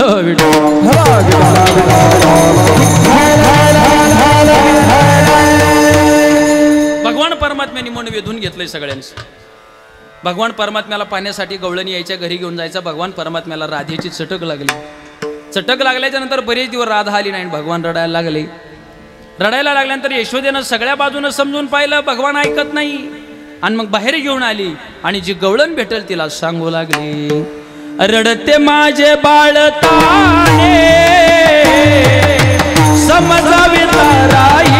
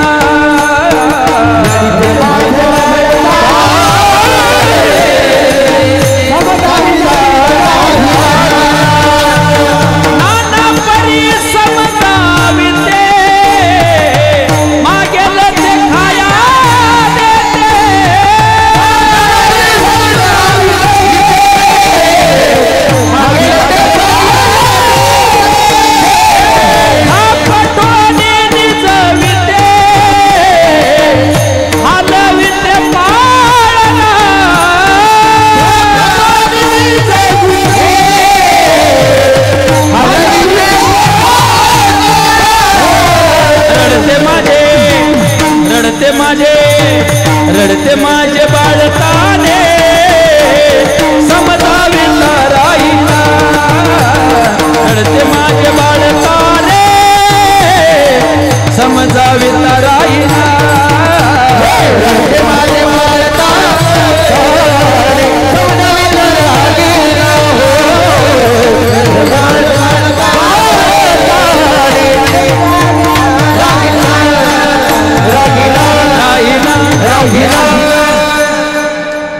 सगळी सांगायला लागली समजावी तर राहीना. नाना सगळ्या गवळणी आल्या. तर बाया एकत्र जमले, त्यांचा नाद काय राहतो, बाई मुटकं उतरून टाक, नावकरी आहे का बघ, याचा अंगाराला सगळं झालं, देव काय राहीना.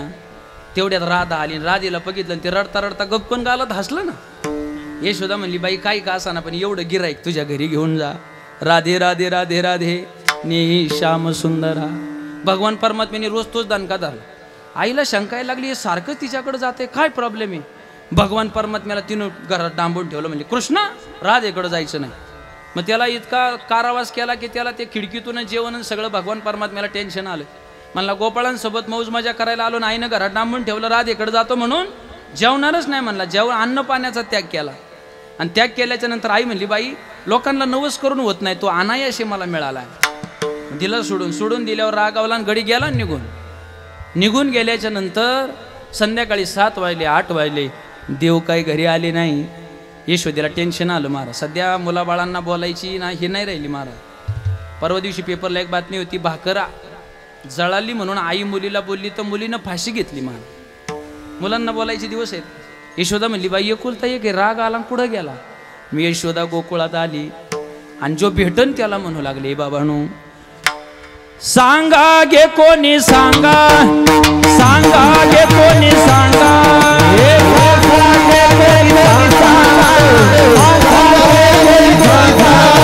सांगा गे कोणी सांगा, सांगा गे कोणी सांगा,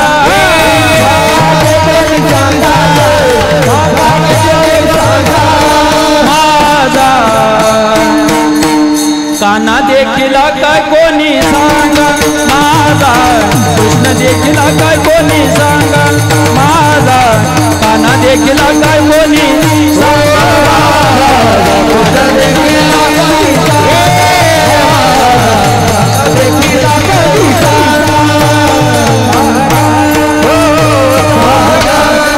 एका गवळणीने विचारलं काय करत होता तो. यशोदेनं उत्तर दिलं, हाती घेऊन या फुलं,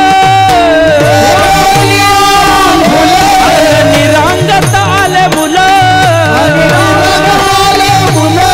होते सारवित मी चुलं, ऐशी फुलं पडियली,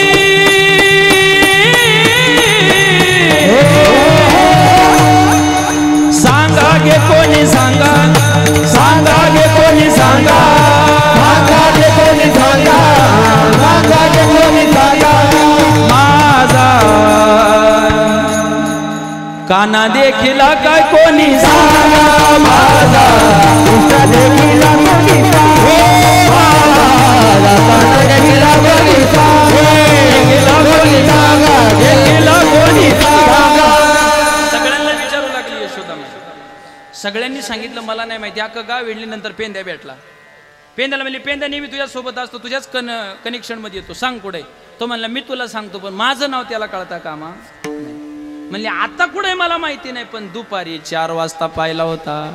पुढं पाहिला होता आणि मग पेंद्या सांगू लागला, देखिला ग माये यमुनेच्या तिरी, देखिला ग माये यमुनेच्या तिरी, देखिला ग माये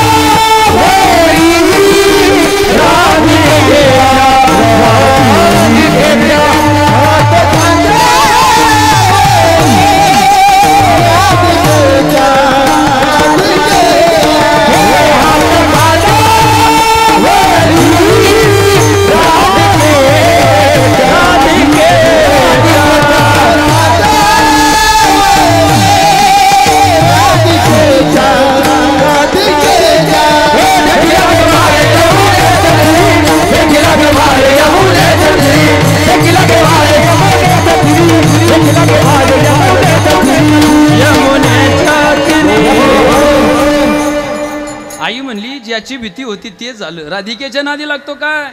भगवान परमात्म्याला घरी घेऊन आली. दिवसेंदिवस भगवान परमात्म्याचा जो काही आगाऊपणा होता तो गोकुळामध्ये येऊ लागला. भगवान परमात्म्याची चोऱ्याची सत्र वाढली पण आळ काय त्याच्यावर येत नव्हता महाराज. शेवटी गोकुळातल्या सगळ्या महिला मंडळी एकत्र आल्या आणि त्यांनी एक बचत गट स्थापन केला आणि त्याचं अध्यक्षपद पेंद्याच्या आईला दिलं. पेंद्याची आई म्हणली चोराला शोधून दाखवते, फक्त 15 दिवस मला द्या, बाकी काहीच करू नका. बाकीच्या म्हणलं तुला सगळा निधी पुरवला जाईन, फक्त तू तेवढं काम कर. ठीक आहे. गोकुळातल्या बाया म्हणल्या तुला काय निधी लागतोय तो आम्हाला सांग, फक्त चोर सापड. तिला माहित नव्हतं आपला पोऱ्या याच्याच मंत्रिमंडळातला एक सदस्य आहे म्हणून. पेंद्या एक दिवशी 8 वाजता उठला, डोळे चोळीत निघाला. आई म्हणली पेंद्या कुठं चालला रे. तो म्हणला चाललो कृष्णाकडं. ती म्हणली कृष्णाकडं जा, याच्याबद्दल तू मत नाही, पण पेंद्या काही नाश्ता पाणी करशील का नाही. पेंद्यानी नाश्ता पाणी म्हणल्यावरती त्याने विचारलं आई नाश्ता काय ग. ती म्हणली नाश्ता नाश्ता दुसरा तिसरा काय नव्हता महाराज. त्या काळामध्ये काय असायचं, ताकन बाजरीची भाकर. आणि ती म्हणली बाबा ताकन भाकर आहे. ताक जसं म्हणलं तसं त्यांनी तोंड पाडलं. म्हणला हे असं फुळूक पाणी आम्ही पेत नाही म्हणला. आता ज्यांना रोज ढाब्यावर सवय लागली ते कुठं फुळूक पाणी घरचं कुठं खात असतात का. ज्यांना रोट्यांच्या सवया लागल्या ती चटणी भाकर नाही आणती महाराज, त्यांना भालतात ना. विठ्ठल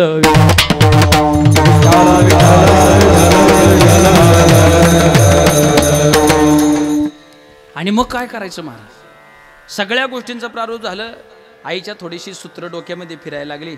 म्हणली पेंद्या 15 दिवस झालं तू घरी काही खातं नाही, काजू बदाम आहे तसं आहे, सुंठवड्याचं लाडू तसं आहे, तुझं गालतवर आले, तब्येत जाम झाली, शर्ट तर पॅक होत्यात, दिसायला तर पैलवान दिसायला लागला.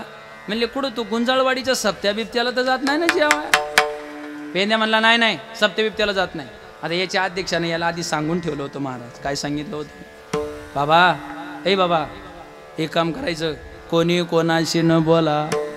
त्याला आईनं जवळ घेतलं. म्हणले पेंद्या काय खातो रे? लोणी खातो लोणी. ती म्हणली लोणी कोण देतं?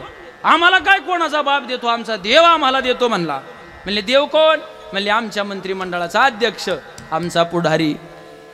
पेंद्याची आई म्हणली घरचं देतो का? तो म्हणला काय आई, पुढारी कुठं घरचं देत असतो का? तुला कळत कसं नाही? म्हणजे ही परंपरा तिथून आली बरं, कोणी काय अंगाला लावून घेऊ नका. ते म्हणले तो त्याच्या घरी कधीच नेत नाही चोरी करायला, अख्ख्या गोकुळातलं लुटतो, त्यातला अर्ध त्याला ना अर्ध आम्हाला देतो. त्याचं नाव काय? म्हणले कृष्ण. आणि नंतर त्याच्या ध्यानात आलं अरे अरे अरे अरे आईनं सांगायला सांगितलं होतं देवानी कोणी कोणाशी न बोला. आणि मग टेन्शन आलं ना बाबा, काय करायचं आता? तो निघायला लागला. आईनं जंप पकडला. म्हणली मुडद्या कृष्णाकडे जायचं असेल तर मला सगळं सांगायला लागेल, तशी तुला सुट्टी नाही देणार. ती म्हणला आई आमच्या अध्यक्षांनी सांगितलंय कोणी कोणाशी न बोला. आई म्हणली मी काय कोणी आहे का? लोकाला नको सांगू मी कोणी आहे का? मी तुझी आई आहे ना. पेंद्या म्हणला तू मस्त माझी आई आहे पण जातीनं बाई आहेस ना. तुला जर सांगितलं 10 मिनिटात गोकुळात त्याचं पांगण ना म्हण. ती म्हणली सांगितलं आणि याला सुट्टी दिली. हा धावत गेला. म्हणला कृष्ण करा क्षमा अपराध महाराज तुम्ही सिद्ध. म्हणले काय झालं? म्हणले माझ्याकडून अनावधानाने बोललं गेलं. मग ती म्हणली तुझी आई कुठे? म्हणली गेली बचत गटाची मिटिंग घ्यायला. भगवान परमात्मा लगेच अंगणवाडी का गेले. ही भाषण करून बाहेर येत होती. देव म्हणले राम राम मामी. ती म्हणली राम राम. म्हणले मामी मला पकडणार काय तुम्ही? म्हणली तू का आला कृष्णा? म्हणले तू भाषणाला सुरुवात केली तेव्हाच आलोय म्हणले. ती म्हणली मग दुसऱ्या गवळ्यांच्या घरी काय जातो? माझ्या घरी येऊन दाखव ना. भगवान म्हणले माझं तसं काय नाही, सकळ अशी येते आई आधी का मी सगळ्यांच्या घरी येतो. म्हणली कवा येशील? म्हणला माझा नियम नाही, तू सावध राहा. ती म्हणली आता का संध्याकाळी? म्हणला ह्या क्षणापासून कवा येईन, तू सावध राहा. ही घरी गेली तर देवानी तिच्या घरातली सगळी पाण्याची भांडी मोकळी केली. घरात पोर बसली होती. म्हणली पाणी आण ग. ती म्हणली आई घरात पाणी नाही. म्हणली कवापासून? म्हणली जशी तू अध्यक्ष झाली तसं घरावर तू पाण्यावर ध्यान नाही. कांदा वाळून गेलं, उसाला पाणी नाही, मोटर बंद पडली, तू सारखं संगमनेरला हिंड. ती म्हणली अध्यक्ष झाली तेव्हापासून सगळा गोंधळ झाला म्हणल्या. ती म्हणली शानपणा करू नको. आतून सगळ्या खिडक्या दरवाजे लावून घेतले, बाहेरून दरवाजाची कडी लावली, मुलीला दरवाजात बसवलं, पाण्याला गेली. भगवान परमात्म्याने 4-5 कमांडर घेतले, कारण दिवसा चोरी करायची होती. असे कमांडर घेतले की गज तोडता आले पाहिजे, खिडक्या मोडता आल्या पाहिजे, कौलं काढता आली पाहिजे, वास तोडता आले पाहिजेत, पळता आलं पाहिजे. आणि भगवान गेले. घरचा भेदी असल्यामुळे कुठून घुसायचं माहीत होतं. गेलं, दही दूध खालन, बाकीचं ओतून दिलं. रस्त्याने ती पाणी घेऊन होती ना, तिथपर्यंत पाठ गेला दुधाचा. आणि तिथपर्यंत दुधाचा पाठ गेल्याच्या नंतर आता काय करायचं? ती म्हणली बाई काय एखादा गवळी आहे काय, माझं हा दुधाचा. म्हणली पार रस्त्याला दूध आणि दुधाचं कनेक्शन पाहायला गेले तर तिच्याच घराला कनेक्ट झालं होतं ते. ती म्हणली बाई हे तर माझ्याच घरातून येतंय. उमरा ओसंडून दूध वाहत होत. आणि पाहिलं तर खिडकी उघडी. आणि मग ती म्हणू लागली आत्याबाई घरात चोर शिरला, हे गवळण गात्यामध्ये नाही. म्हणून सरळ म्हणली मी. तिला वाटलं घरात चोर शिरला. मग बाईले हुशार होती. हांड्यावरचा हांडा हळूच खाली ठेवला, बांगड्या अशा माग सारल्या, कडी उघडली, हळूच आतमध्ये गेली. हळूच जात नाही तर यांच्या मौज मजा मस्त्या चालल्या होत्या. तेवढ्यात पेंद्यानी पाहिला आणि पेंद्या म्हणला आले रे आले असा म्हणला. म्हणून असं म्हणून सांगितलं मी तुम्हाला. सगळे खिडकीच्या बाहेर पळाले पण अध्यक्ष सापडला. आता अध्यक्ष सापडल्यामुळे सदस्यांना पळता येईना. आता काय का तिने जाम पकडला. म्हणली बास याचसाठी केला होता अट्टहास, तुलाच पकडायचं होतं. म्हणजे तूच मिळाला, बरं झालं म्हणलं. बाकीचे सगळे सदस्य मंडळी आली. ती म्हणली आई कुठं नेणार? म्हणले तुझ्या आईकडे नेणार आहे. भगवान म्हणले मामी जाऊ दे आता काय झालं असेल ते, मग हे 2 पैसे घेऊन इथंच मिटव ना. ती म्हणली पैसे बिशे काय नको, मला तुझ्या आईकडे न्यायचं आहे. म्हणली माझ्या आईकडे न्यायला एवढा का तुझा अट्टहास आहे? म्हणले कृष्णा लय वेळा तुझ्या आईला आम्ही सगळ्या गवळ्यांनी गारानं सांगायला गेलो, पण तुझी आई आम्हाला उलट बोलायची. काय म्हणायची? काय सांगता गारानी ग गोकुळ जाणारी, काय सांगता गारानी ग गोकुळ जाणारी, गोकुळ जाणारी, गोकुळ जाणारी. माणस गुणगुणाचा ताना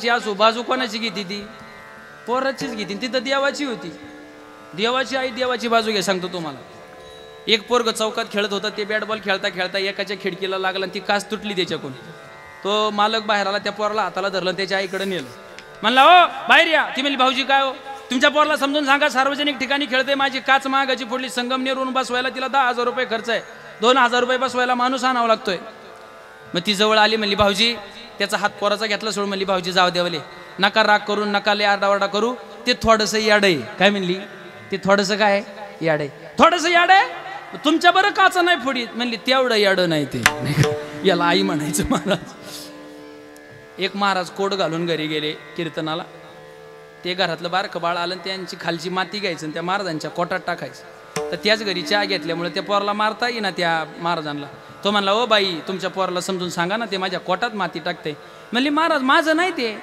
तुमचं नाही तुमचं कुठं आहे ते म्हणले तुमच्या बुटात पाणी होती तर ते माझं याला आई म्हणायचं महाराज नाही का आई कोणाची असू बाजू पोरांची घ्यायची यशोदा गवळणीला काय म्हणायची माहिती का तुम्ही 12 घरच्या 12 ग गोकुळच्या नारी तुम्ही मोठ्या ढाल गजाग गोकुळच्या नारी तिनं सगळीकडे फोन फिरवला अख्ख्या एवढ्या महिला मंडळीत अख्ख्या गवळणी आल्या आणि मग महाराज म्हणले मिळून यावं घ्या गवळणी आल्या नंदाच्या अंगणी जातो आम्ही गोकुळ सोडून आमच्या सुनाया घेऊन हे बाई आम्हाशी पाहावे ना आगे बाई कोणाशी आवरे ना यशोदे बाळ तुझा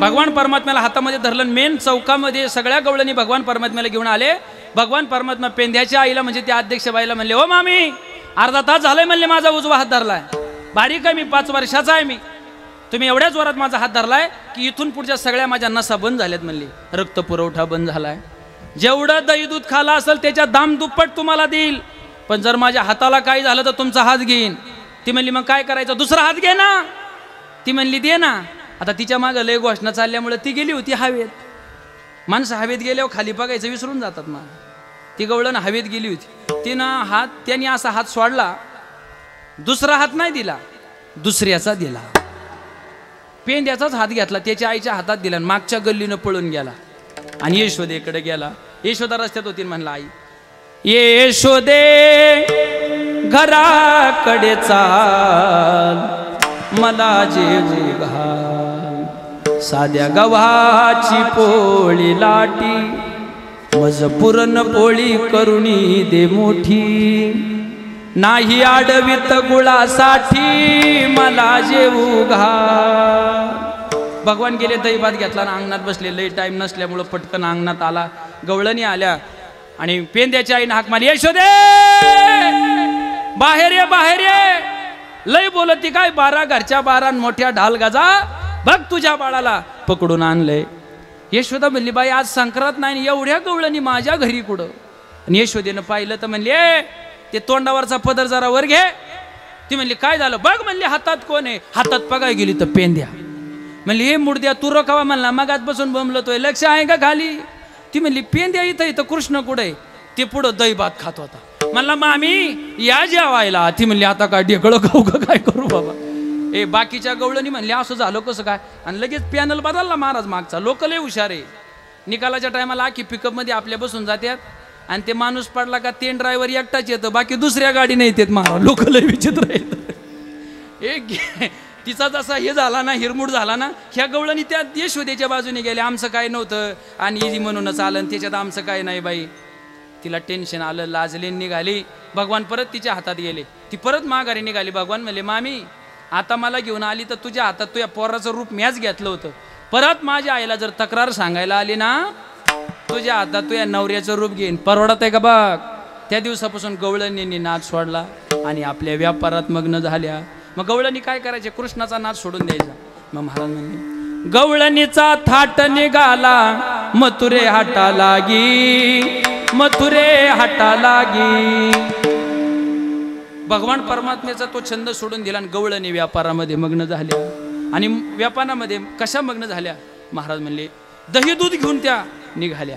पण निघाल्याच्या नंतर छंद काय हृदयातला जातोय का महाराज? त्यांच्या हृदयातला छंद काय जाईना. मग महाराज त्या गोकुळात तिथं जायच्या मथुरेमध्ये, पण दही घ्या दूध घ्या असं म्हणायला पाहिजे ना, तसं नव्हत्या म्हणत. काय म्हणत होत्या? गोविंद घ्या कोणी दामोदर घ्यावे, गोविंद घ्या कोणी दामोदर घ्यावे, गोविंद घ्या कोणी दामोदर घ्यावे, गोविंद घ्या कोणी दामोदर घ्यावे.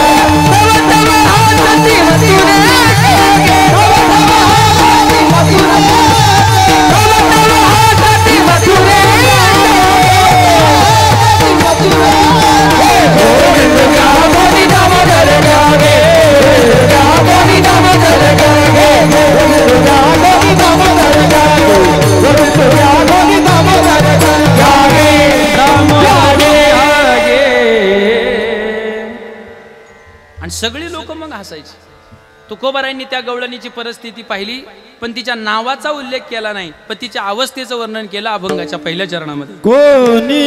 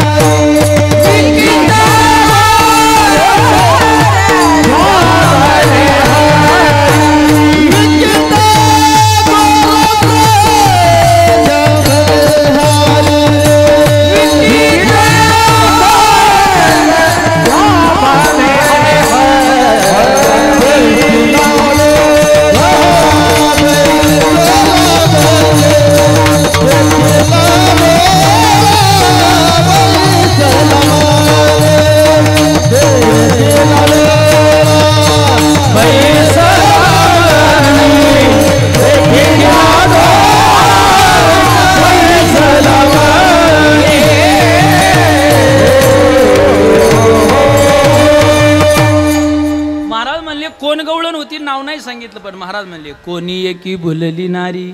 आणि काय झालं? आहे ती अवस्था विसरली. वेकेता गोरस घ्या म्हणे हरी. तुम्हाला ज्या वेळेला तुमच्या स्वतःचा विसर पडेल, समजून जा भगवान परमात्मा हृदयात आला महाराज. ज्या दिवशी भगवान परमात्मा हृदयात येतो ना, त्या दिवशी माणसाला काहीच आठवत नाही. हा अवघियाचा विसर झाला, हा राहिला उद्योग. याच्या व्यतिरिक्त दुसरं काही आठवत नाही. गोविंदा सनी गोविंद शेनी गोविंद त्या मनी बैसला शे, अशी अवस्था होते. आणि ती सगळ्यांना म्हणू लागली गोविंदू घ्या कोणी दामोदरू घ्या. भगवान परमात्मा सुद्धा गोविंद झाले, दामोदरू झाले. पण महाराज म्हणले ही अवस्था तिची कशामुळे झाली होती? अभंगाच्या दुसऱ्या डोळा बैसला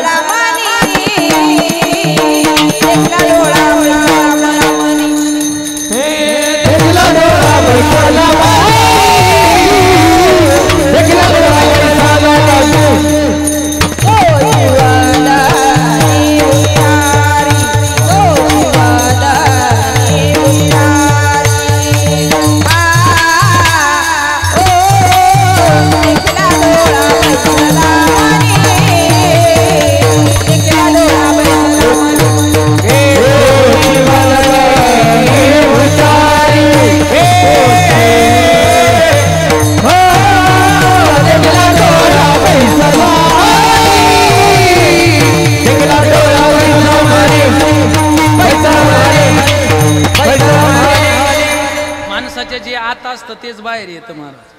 किती एखाद्याने काही गोष्ट असू द्या ती किती दाबून ठेवण्याचा प्रयत्न करा, पण हृदयातला भाव एक दिवस बाहेर येतो.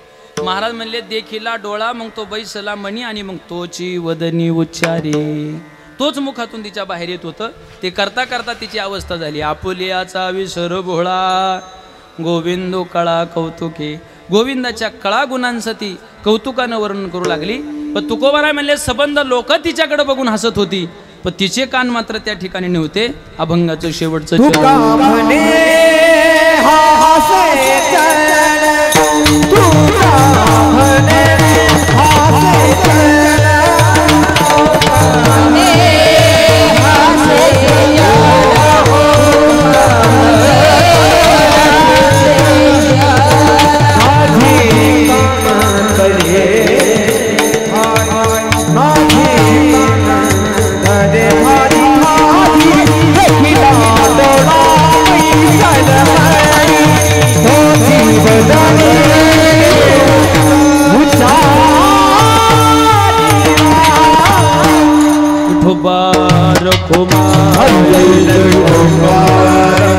टाळी वाजवा भजन करा सगळ्यांनी भजन करा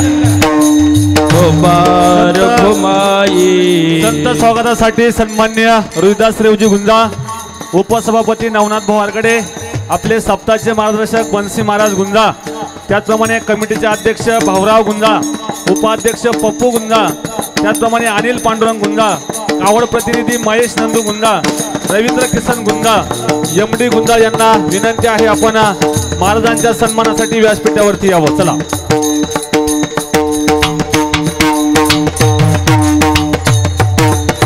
हरि जय जय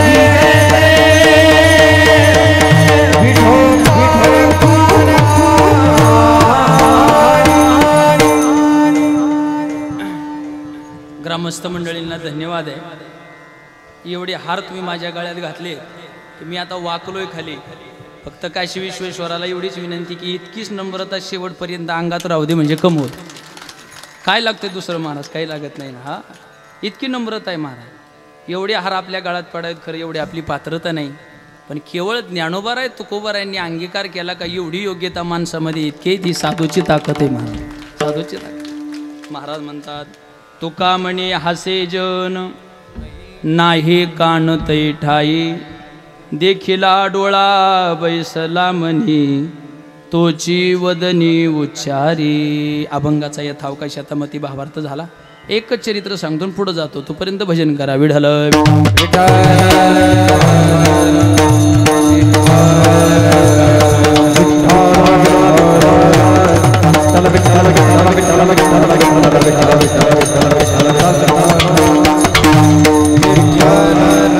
पाच मिनिटं घेतो, जास्त वेळ घेत नाही. मला माहिती वेळ झालाय, ऊनही झालंय.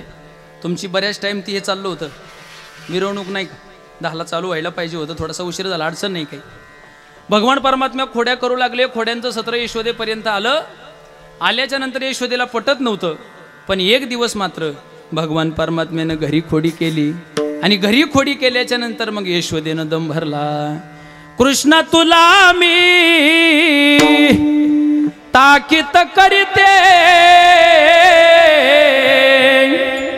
घरी कुणाच्या जाऊ नको रे. काना तुला मी ताकीत करते घरी कुणाच्या जाऊ नको रे.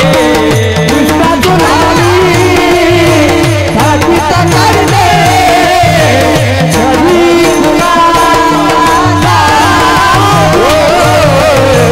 कृष्णा तुला आवाज ऐकला आवाज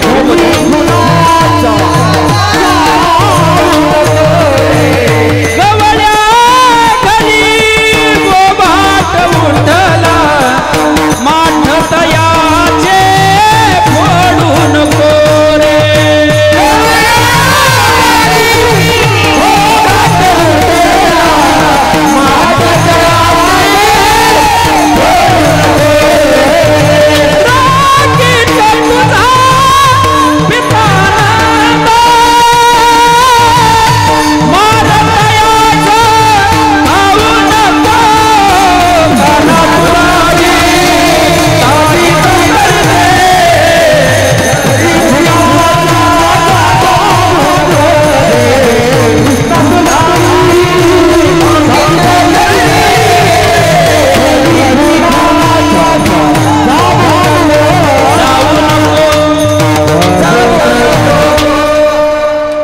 ऐकत नाही देव मान.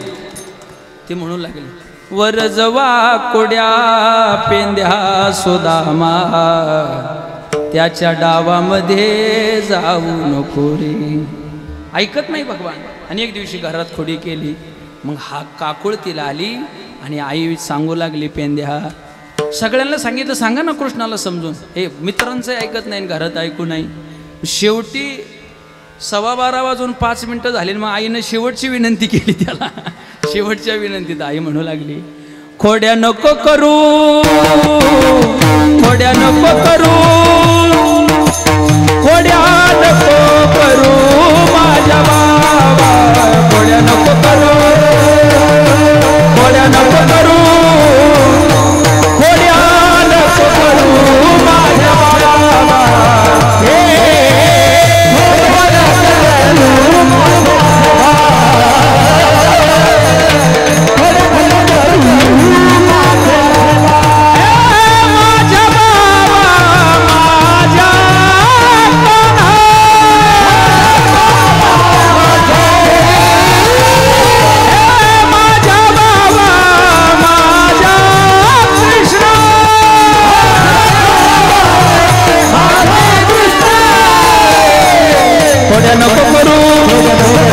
खोड्या नको करू खोड्या नको करू खोड्या नको करू माझे बाबा.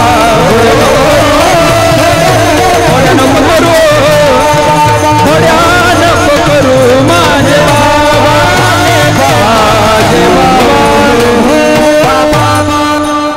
खालून लोक म्हणत असतील याच्या खोड्या 12:30 पर्यंत चालल्या नाही का. तुम्ही आता खोड्या आवडत्या घ्या. शेवटी देवाने घरी खोडी केली. तक्रार नंदबाबाकडे केली. नंदबाबांनी दुसऱ्या दिवशी अत्यादेश GR काढला.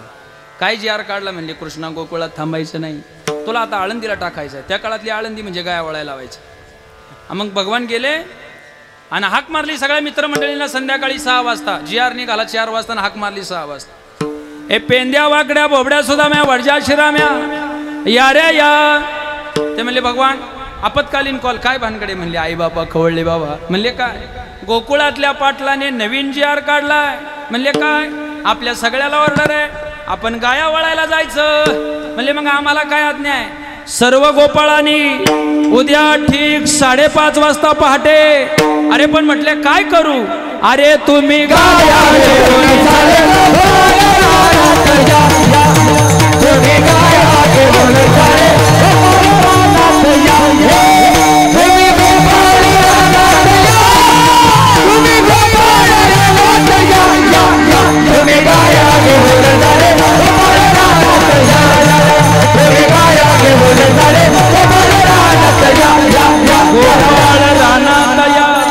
दुसऱ्या दिवशी 5:30 लगेच वाजले. का वेळ झाल्यामुळं लगेच 5:30 वाजले. गोपाळ आले. महाराज म्हणतात गायी चालल्या वनाप्रती. सगळे गोपाळ. महाराजांनी गोड वर्णन केलं. महाराज म्हणतात गोधने गोधने गोधने गोधने चारावया जातो शारंग पाणी. 12:30 वाजता भगवान गेले. गाया घेऊन गेले. गाया सगळ्या वनामध्ये लावल्या. टाइमपास काय करायचा. तेव्हा अंबानी जन्माला आलाच नव्हता. जिओचे टावर बिवर काय नव्हते. मोबाईल नव्हता. आता सध्या टाइमपाससाठी कोणाला काही गरज नाही. कीर्तनात वक्ता बोर झाल्यावर तरी पण लोक कीर्तनात गेम खेळतात. एवढा टाइमपास जवळ आलाय मला नाही का. इतका जवळ आला. त्या काळात टाइमपास काय करायचा. एकमेकाच्या तोंडाकडे बघू लागले. म्हणले खेळ खेळायचा कृष्णा.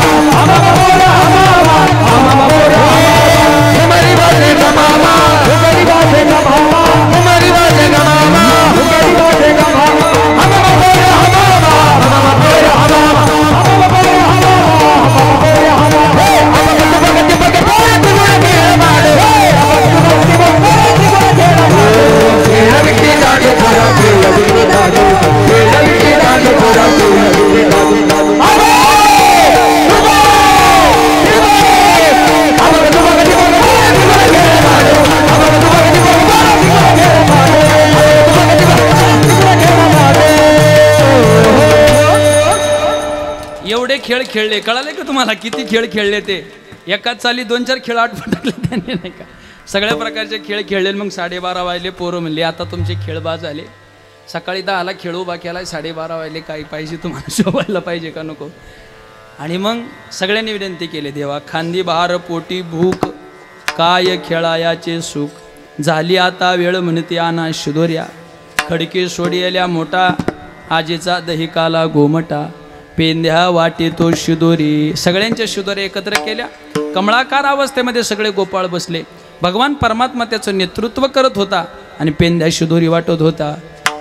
वर्णन करताना भागवताचार्य म्हणतात बिभ्रद्वेनुम जठरपटयोः शृंगवेत्रे च कक्षे वामे पानो मश्रुण कवलम तत्फलान्यंगुलेषु तिष्ठन्मध्ये स्वपरिसुरदो हासय नर्मभिस्वै स्वर्गे लोके मिषते बुभुजे यज्ञ भोगबाल केली. गोपाल कृष्ण भगवान राधे ज्ञानेश्वर माऊली ज्ञानराज माऊली ज्ञानेश्वर माऊली ज्ञानेश्वर ज्ञानेश्वर ज्ञानेश्वर माऊली ज्ञानराज माऊली मिनटं कोणी गडबड करू नका, जागेवर उठू नका. सेवा माझी संपली आहे. आता जे विठ्ठल होईल विनेकरी इथे येतील, दही अंडी फोडायचा कार्यक्रम होईल आणि मग आरती होईल. आरती झाली का संयोजक मंडळी पुढच्या झाली का आरती नाही ना घ्यायची, फक्त दही अंडीचाच कार्यक्रम आहे. फक्त सगळ्यांनी एकदा प्रेमाने सगळ्यांनी हातवर एकदा करा, सगळ्यांनी हातवर करा एकदा. छानसा आनंद आहे. एका तालात सगळ्यांनी भजन करायचं. तुकाराम तुकाराम तुकाराम तुकाराम. टाळी टाळी टाळी. वा वा. तुकाराम तुकाराम तुकाराम तुकाराम तुकाराम तुकाराम तुकाराम तुकाराम तुकाराम. वा वा वा. तुकाराम तुकाराम तुकाराम तुकाराम.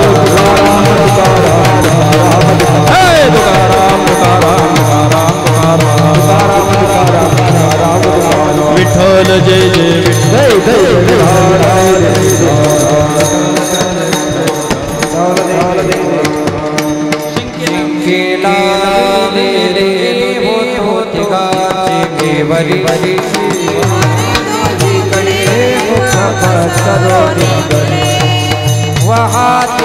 धारा खारे दोघे चकोपरा भारे दोघे कडे मुख पर सरोजी हे वाहतीच्या धारा खारे दोघे चकोपरा तुम्ही भारे दोघे कडे मुख पर सरोजी. तुका मने हाते टोका अधिक होणे नेते का तुम्ही भारे दोघे कडे मुख पर सरोजी. कंठे धरिला कृष्ण मणी अवघातनी प्रकाशो वैष्णवनिका संवाकुलिया ब्रह्मादिका उत्तम लोका दाखवो एकामेका वैष्णवनिका संतुका मणी भूमंडळी आम्ही बळी वीरगाडी वैष्णवनिका बोलिले कुले वेडे वाकोडे बोलतरे महाराज नागी विचारिला अधिकार म्या फुला महाराज तुका म्हणे ज्ञानेश्वरा राखा पाया पैकी करा महाराज ज्ञानदेव तुकारा